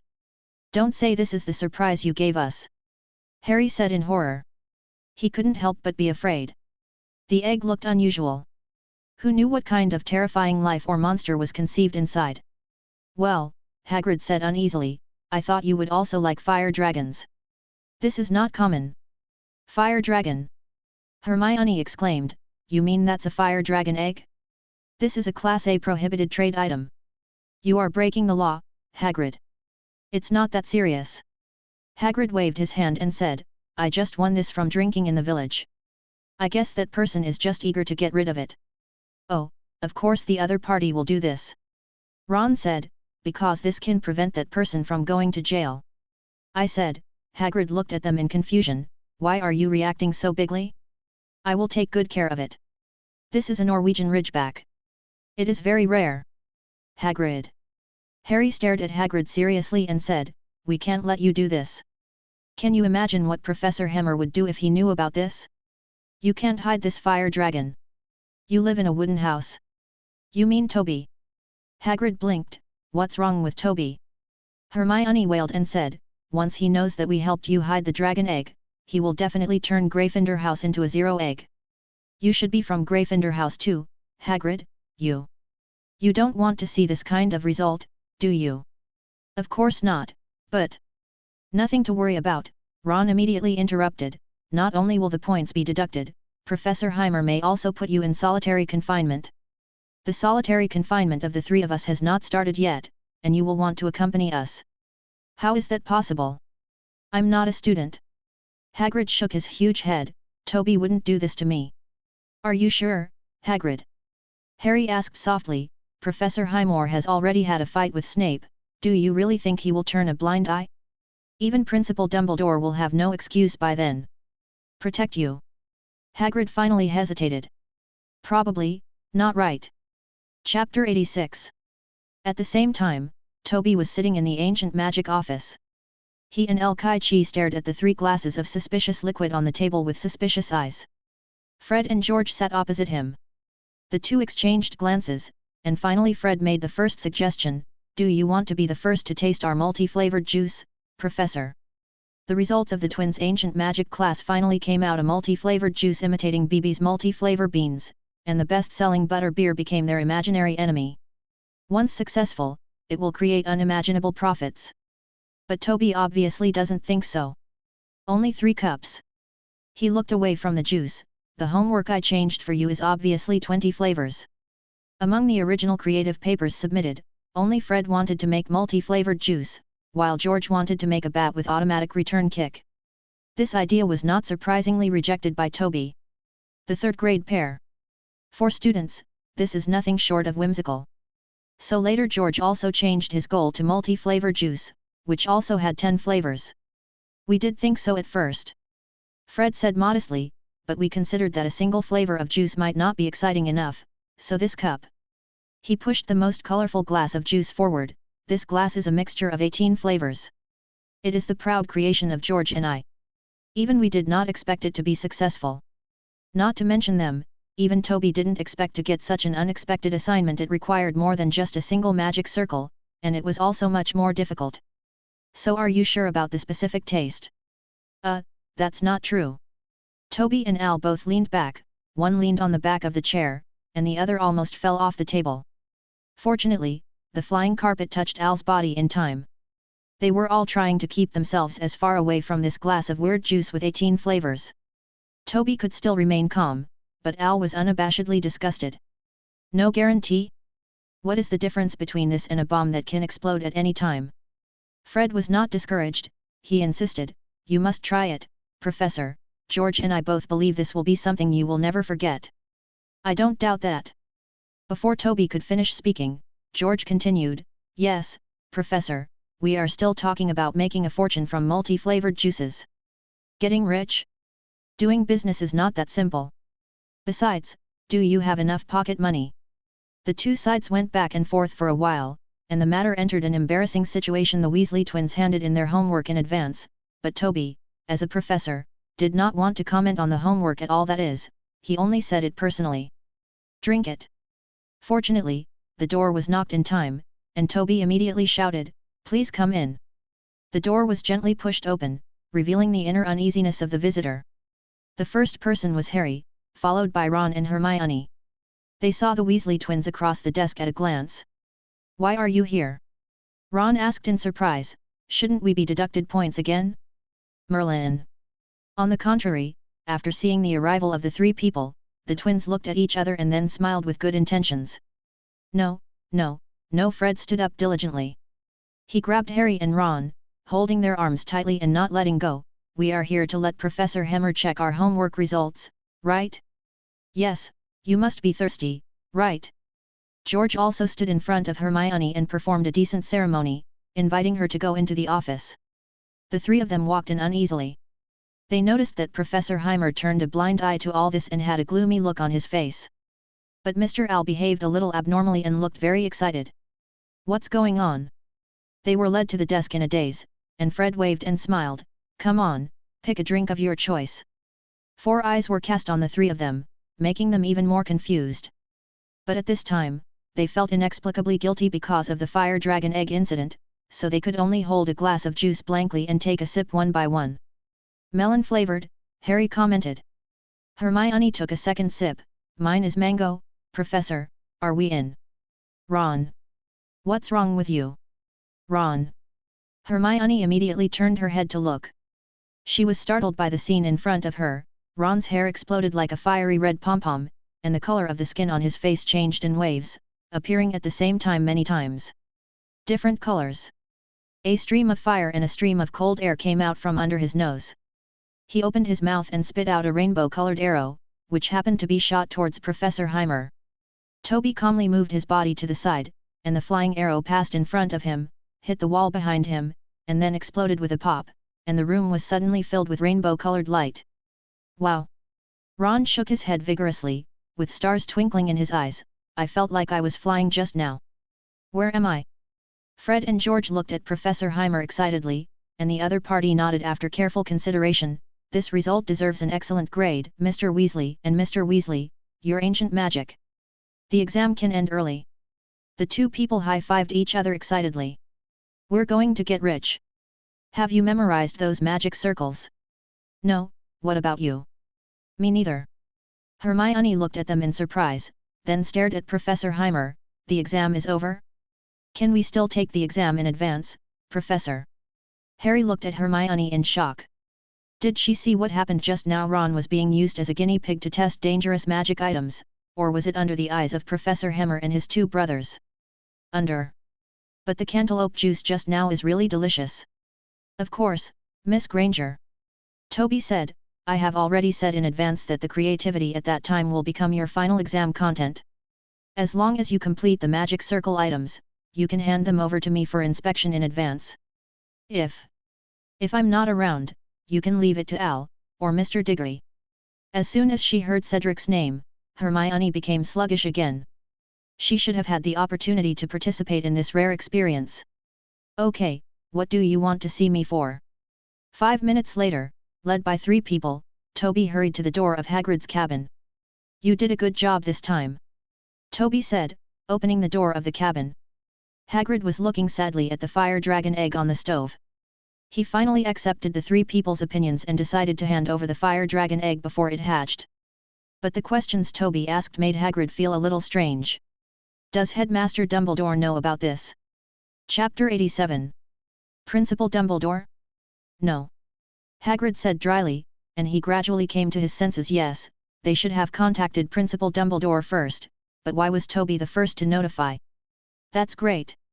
Toby said happily, there's no need to tell the principal first, we can handle the fire dragon egg issue by ourselves. Hermione looked at the smile on Toby's face, and felt a familiar feeling in her heart. Professor Heimer had used the same tone when he asked her not to tell the principal about the skeleton. This doesn't look good. But at this time, Toby's eyes were already fixed on Hermione, and his eyes behind his hair were so calm and scary.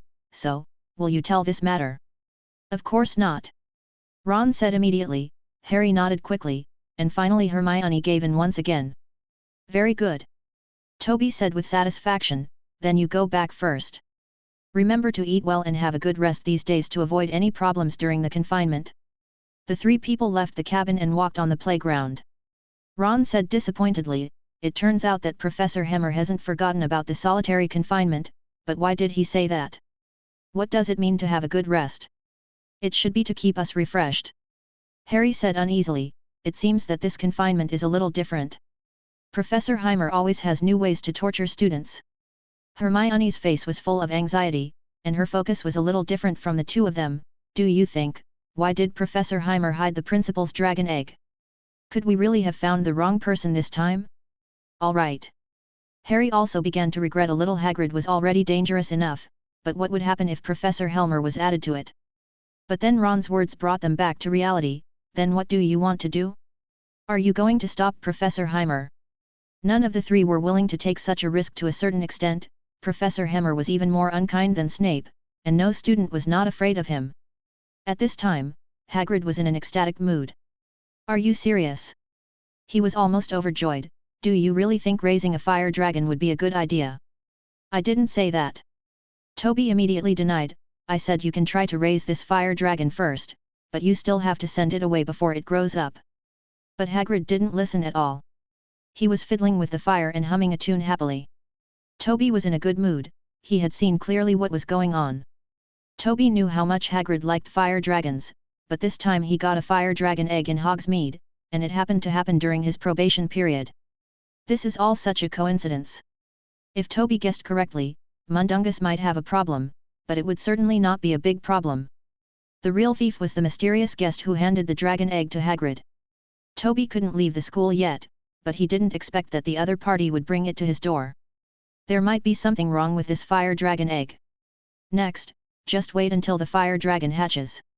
After returning to the castle, Toby went to the school hospital again. He opened the coffin and stared at the unconscious Mundungus inside.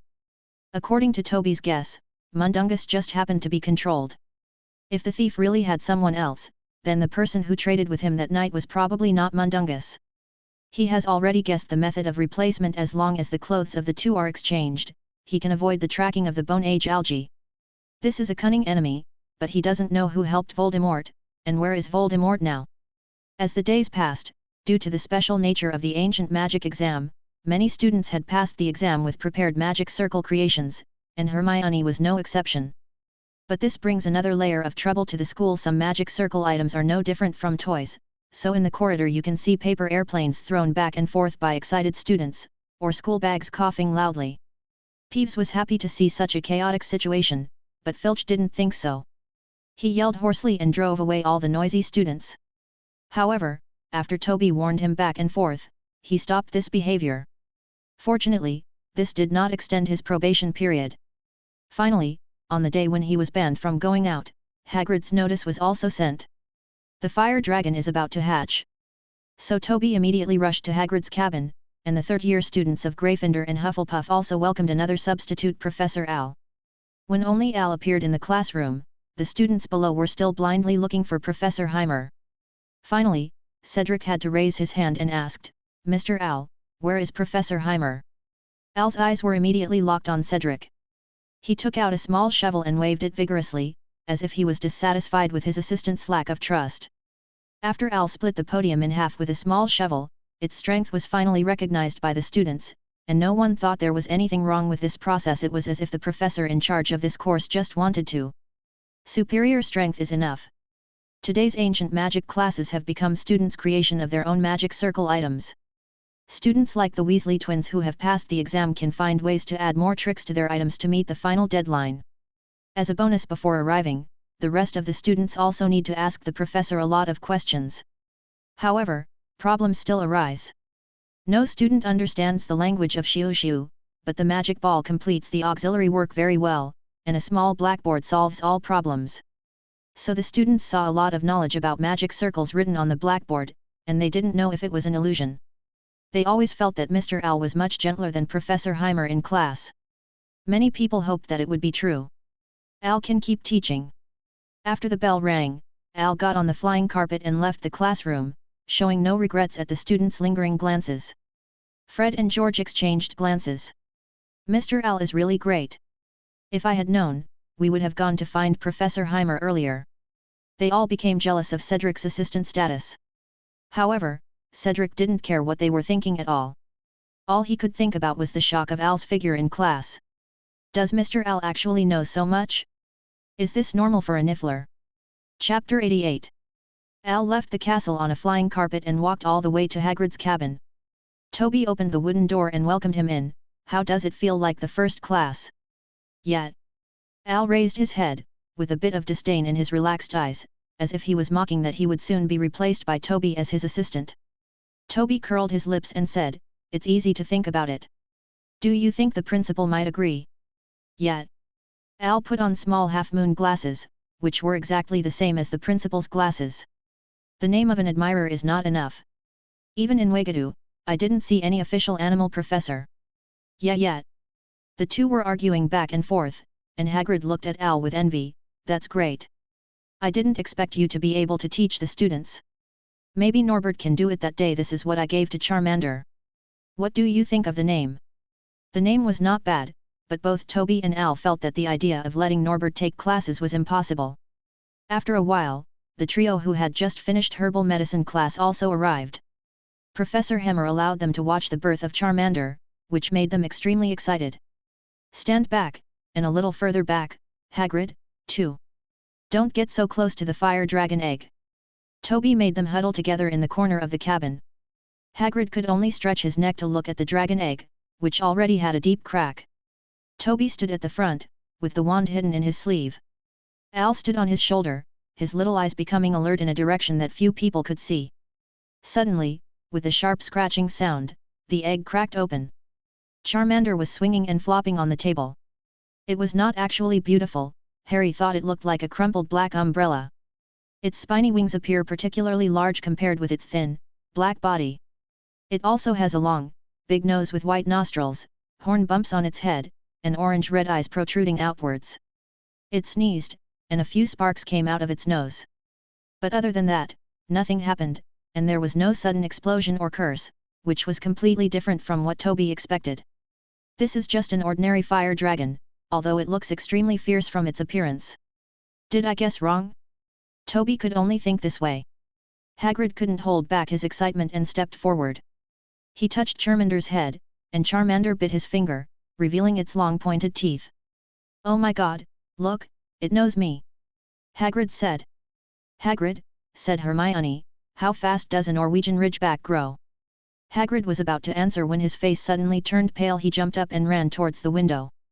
What happened? Someone peeked through the curtain just now. It was a boy running towards the school. Hey? Is that Toby? Toby discovered it much earlier than they realized. When everyone focused all their attention on Charmander, he quietly left the cabin and caught the student peeking outside. It was Draco Malfoy. Harry remembered that in the herbal medicine class just now, the three of them discussed the matter of the fire dragon breaking its shell for a while, but Malfoy accidentally overheard it. He didn't expect that he heard so much. Malfoy, who was pale-faced, was captured and returned to the cabin. He never expected that Professor Heimer was also here. Harry quickly told Professor Hammer what had happened. Toby nodded silently, and then stared at Malfoy calmly. Draco had to say, "This is because I want to find an opportunity to take revenge on Potter." This was exactly the same excuse he used to follow Neville. Harry looked at Professor Highmore with anxious eyes, wondering how he would deal with Malfoy. Only the Charmander was still yelling in the whole wooden house. Al jumped over and slapped its head hard with a small shovel, which made it quiet down and it immediately became dizzy. The four students were frightened by the scene, and Hagrid felt extremely sorry for Charmander. Toby was thinking about Draco's true intentions. In his speculation, Lucius Malfoy may also be a candidate to help Voldemort. Although Draco's reasons are very good, he is Lucius's son after all, and there is a possibility of telling the secret. In addition, the time of Draco's appearance is exactly the time for Charmander to break out of its shell.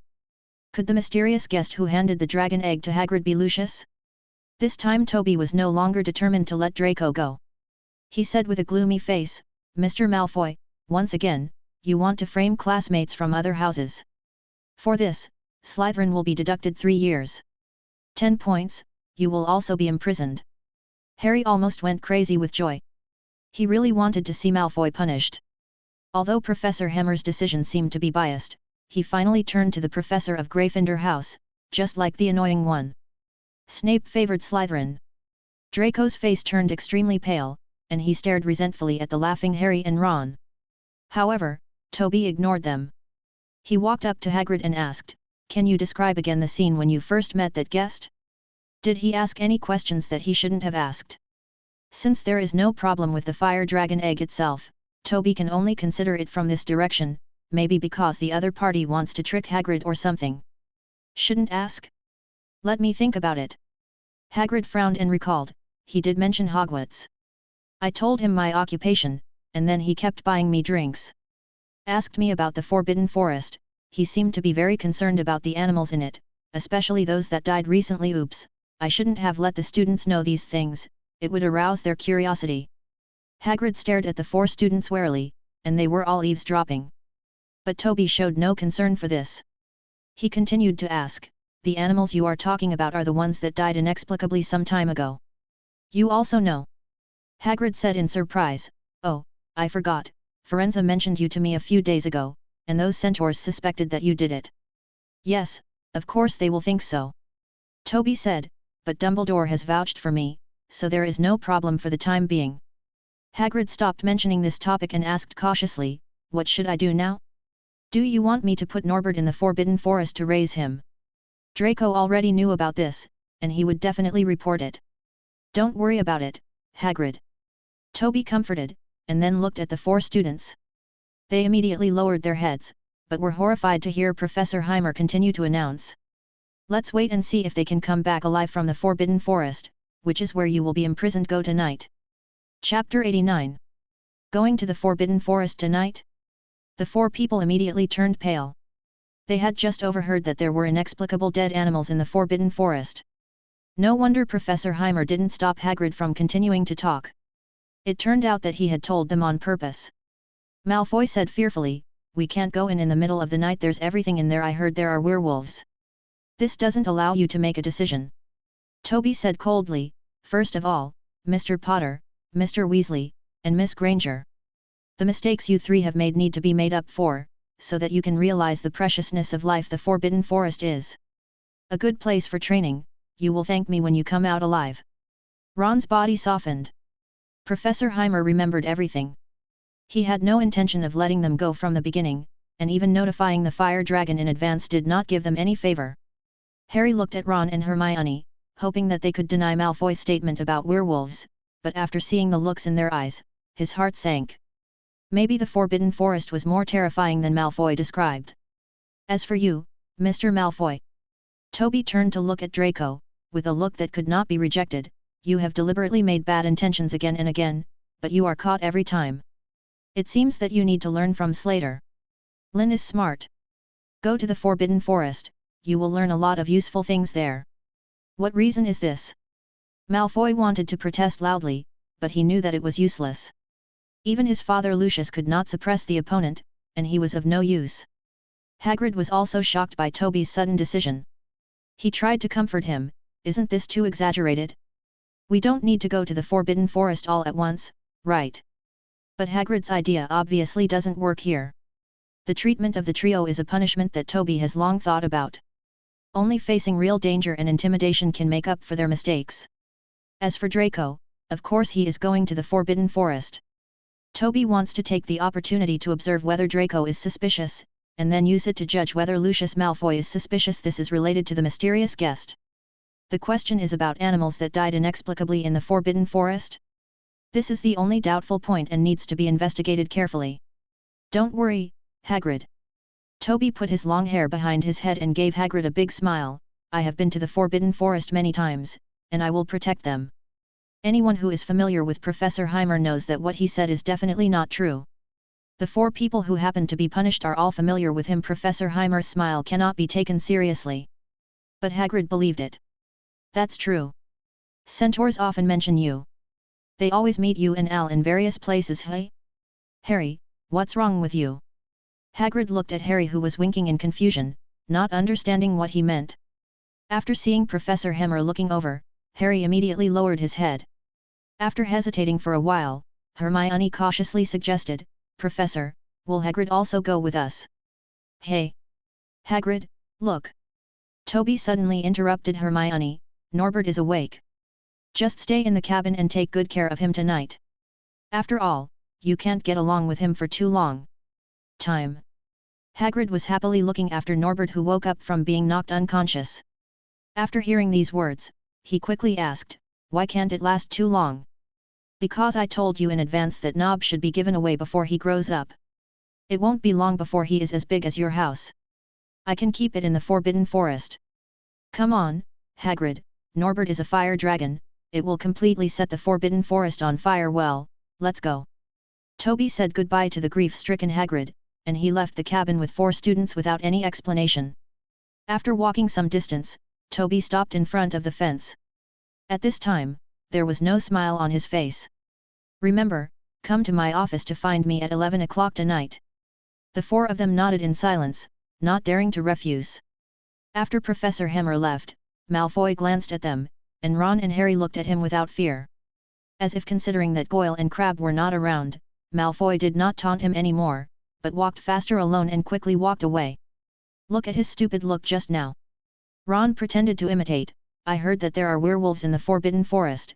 I dare say, man, this is almost a perfect day, if we don't have to go to the Forbidden Forest. That's even better. Harry was amused, but he quickly asked worriedly, are there really werewolves in the Forbidden Forest? I don't know. Ron forced himself to cheer up and encouraged, but it shouldn't be that dangerous. Fred and George have been to the Forbidden Forest many times. Didn't anything big happen to them? This didn't comfort Harry. Nothing big happened just meant there were minor problems. Hermione, what do you think? Harry had no choice but to look to Hermione for help. Hermione said disappointedly, I have news that you definitely don't want to know. Mr. Owl once gave Diggory a gold galleons. Don't be too excited, Ron, that gold galleons.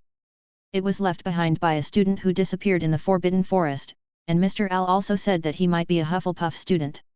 If you want to get the inheritance of a missing or dead Gryffindor student, I will definitely not object to you doing so, but the prerequisite is that you can survive in the Forbidden Forest, otherwise others will find your inheritance. Ron became even more sad than the two of them put together. I don't want to die in the Forbidden Forest, and I don't have any inheritance, and I can't even afford a nut. They stood in silence for a while, then saw Hagrid finally walking out of the cabin and walking directly in front of them. You haven't left yet. The sadness on Hagrid's face disappeared. He lowered his voice enthusiastically and said, I think Norbert has begun to feel familiar with me and is about to go to the chicken coop to find some chickens to bleed. And then mix it with brandy. Do you want to come and see it together? The baby dragon's eating process must be very cute. They watched Hagrid walk into the chicken coop and struggle to catch the rooster, which was not much bigger than his hand. Harry quietly looked around, and after realizing that Professor Hammer had disappeared long ago, he asked in a low voice, You really didn't? Can you accompany us to the Forbidden Forest? Hagrid said regretfully, Sorry, Harry. Toby is right. Norbert needs me. I have already lost Fluffy once. This time I must take good care of him before Norbert leaves. He was just born. Still so weak. Hagrid suddenly started sobbing, and Harry quickly comforted him, pretending not to notice the fine bite marks on Hagrid's fingers. At this time, Ron suddenly shouted in horror, Hagrid, your cabin is smoking. They rushed back into the cabin. Fortunately, Norbert only lit the tablecloth on fire and had time to stop the fire. Look! Hagrid said while crying and laughing, it has learned how to ask its mother to call her back. It knows that it misses her mother. The three Harrys declined Hagrid's invitation to watch Norbert eat. They left the cabin worriedly, but at the same time they were somewhat thankful. The decision not to let Norbert stay forever was probably Professor Heimer's wisest decision. Hogwarts should thank him for this. Chapter 90. That night, after dinner, Toby took Al back to the office, but they received an uninvited guest. What are you doing here? Toby, who was sitting behind the desk, raised his head and stared suspiciously at the old bat who broke into the office. There was anger in Snape's eyes. Since Snape did not deliberately cause trouble again during this probation period, the last conflict between the two old classmates did not occur again. That is, they did not start a fight in the corridor. You knew I was no longer on probation, so you came to buy me a drink. Toby lowered his head again and returned his attention to the manuscript of the new book. You are too polite, Severus. Snape was so angry that he almost laughed out loud. He said sarcastically, You have a good idea. The most ridiculous thing is that you dared to mock me for targeting Potter before, but in the end you did the same thing. Oh? Toby raised his head, and he immediately thought of his punishment against Draco Malfoy. So, it was Draco who tipped you off. Toby said calmly, It seems that Lucius Malfoy really did what I said in the school hospital. He asked you to take care of Draco specifically. I know you are friends, but you didn't. To think that the friendship between Death Eaters can be so deep. Snape narrowed his eyes slightly and twisted his lips into a terrifying arc.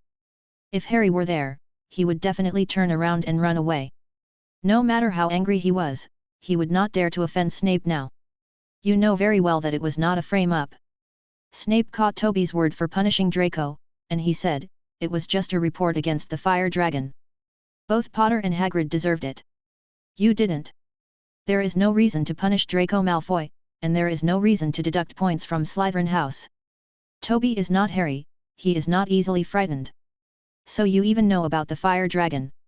Toby said indifferently, So what? Are you going to go to the principal to report me? Are you going to let me continue to be detained in school? Snape snorted coldly. Don't underestimate Dumbledore, he already knew about the fire dragon. Toby's eyes flickered twice. He didn't know that such a thing existed. Thinking about it carefully, maybe only the Pig's Head Bar has Dumbledore's informant. Could it be other members of the Order of the Phoenix? Similar to Menton. A wizard like Gus? Although he knew about the existence of the Order of the Phoenix, he had no real reason to join, so Toby didn't know who had ever been in the Order. After thinking about all this, Toby continued to mock mercilessly, yes, Dumbledore is powerful. But what about you, Severus? What can you do to me? I have heard that. In your previous deeds when you were still in office, you showed a strong preference for Slytherin, but showed no pretense towards students from other houses. Moreover, you don't really think that I will be merciful to students, do you? Do you think I am a fair person? Think about it, Severus. You knew this when you were in school. I never hold back against someone I don't like, no matter who it is. Snape stared at Toby silently. The two looked at each other silently, and Al was also angrily adding to Toby's momentum. I know what you are planning, Toby. Snape said, you suspect that Lucius is related to the Dark Lord. Yes, Toby suddenly interrupted, that's what I think. And I also have one thing to tell you, I don't care what the relationship is between you and Lucius Malfoy, but I can. If it's not Lily, she won't be betrayed so easily, let alone wait to die stupidly. The most important thing is that I will never show mercy to Death Eaters, let alone give you a chance to betray me. You should be glad that Dumbledore vouched for you, and think carefully about the relationship between you and Lucius. Friendship. Snape turned around angrily, and before leaving he left one last sentence, coincidentally, I think so too. Snape seemed to mean that he would not show mercy to Toby either. This threat came out of nowhere. Toby knew that Snape had always hated him because of his desertion, but now it seemed that there were some reasons that he didn't know about. But soon, this matter was forgotten by Toby. There were many people who wanted his life, including Lord Voldemort when he was in school. Especially during the years of archaeology, more people wanted to kill him. Want him to die. Those who focus on archaeology are not only the curse breakers of Gringotts, but also crazy tomb robbers, dark creatures, and dark wizards. Toby has encountered the same situation too many times. As the night progressed, Harry, Ron, and Hermione came to the ancient magic office. Malfoy was the last to arrive. When he walked into the office, his expression was no longer calm. He didn't expect Snape. The dean failed to protect himself in the end, and now just a glance from Professor Hemmer made him unbearably afraid. Toby did not choose to say anything more at this time, nor did he mention Malfoy's complaint to Snape. He just glanced at the 4 lowered students, then took out 4 shovels from the corner of the table. Throw it in front of them. Harry recognized the shovel as the tool they would use when digging in the soil in herbology class. Pick up the shovel. Toby ordered, follow me. He left the office first, with Al standing on his shoulder. The 4 students did not dare to talk, and they followed Professor Heimer after picking up the shovel. The group of people left the castle and strode through the dark field. Harry didn't know what kind of punishment they would encounter, so he could only look at Ron and Hermione with his eyes. What worried him the most was Malfoy's face. Not because he was worried about Malfoy, but because Malfoy looked almost scared to death. The moonlight was very bright, but clouds kept coming over to cover the moon, plunging them into darkness. Harry even wanted to shout when he passed Hagrid's cabin, but he still didn't dare to do so. And Hagrid seemed to be very busy. There were constant banging noises from the house, and Norbert's growth. Even more amazing than they imagined. Finally, they stood in front of the dark forbidden forest. In front of them was a deep path with no end in sight, all covered by darkness. Toby said ruthlessly, a group of dead animals appeared in the forbidden forest. Your task tonight is to find them and bury their bodies with shovels. Oh my god! There was uncontrollable fear in Ron's voice. The forbidden forest alone was scary enough, but why was it involved with dead animals? Hermione summoned the courage to ask, do you know who killed those animals, Professor? It's not clear yet. Toby looked at the 4 people and said, you'd better pray not to meet the murderer, because... A bad premonition arose in the hearts of the 4 of them, especially Harry and Malfoy, whose hearts were about to jump out. Professor Heimer suddenly focused on them. We need to split into 2 groups. Mr. Weasley and Miss Granger will follow me. As for Mr. Potter and Mr. Malfoy, you will follow Al. Harry and Malfoy were immediately frightened and their faces turned pale. No matter how powerful Mr. Al was, he would definitely not be able to compare with Professor Heimer. Toby looked at them with a dangerous smile. It's time to pay for your ignorance. Let me take a good look at what you are capable of. The shameless informer, and the boy who lived.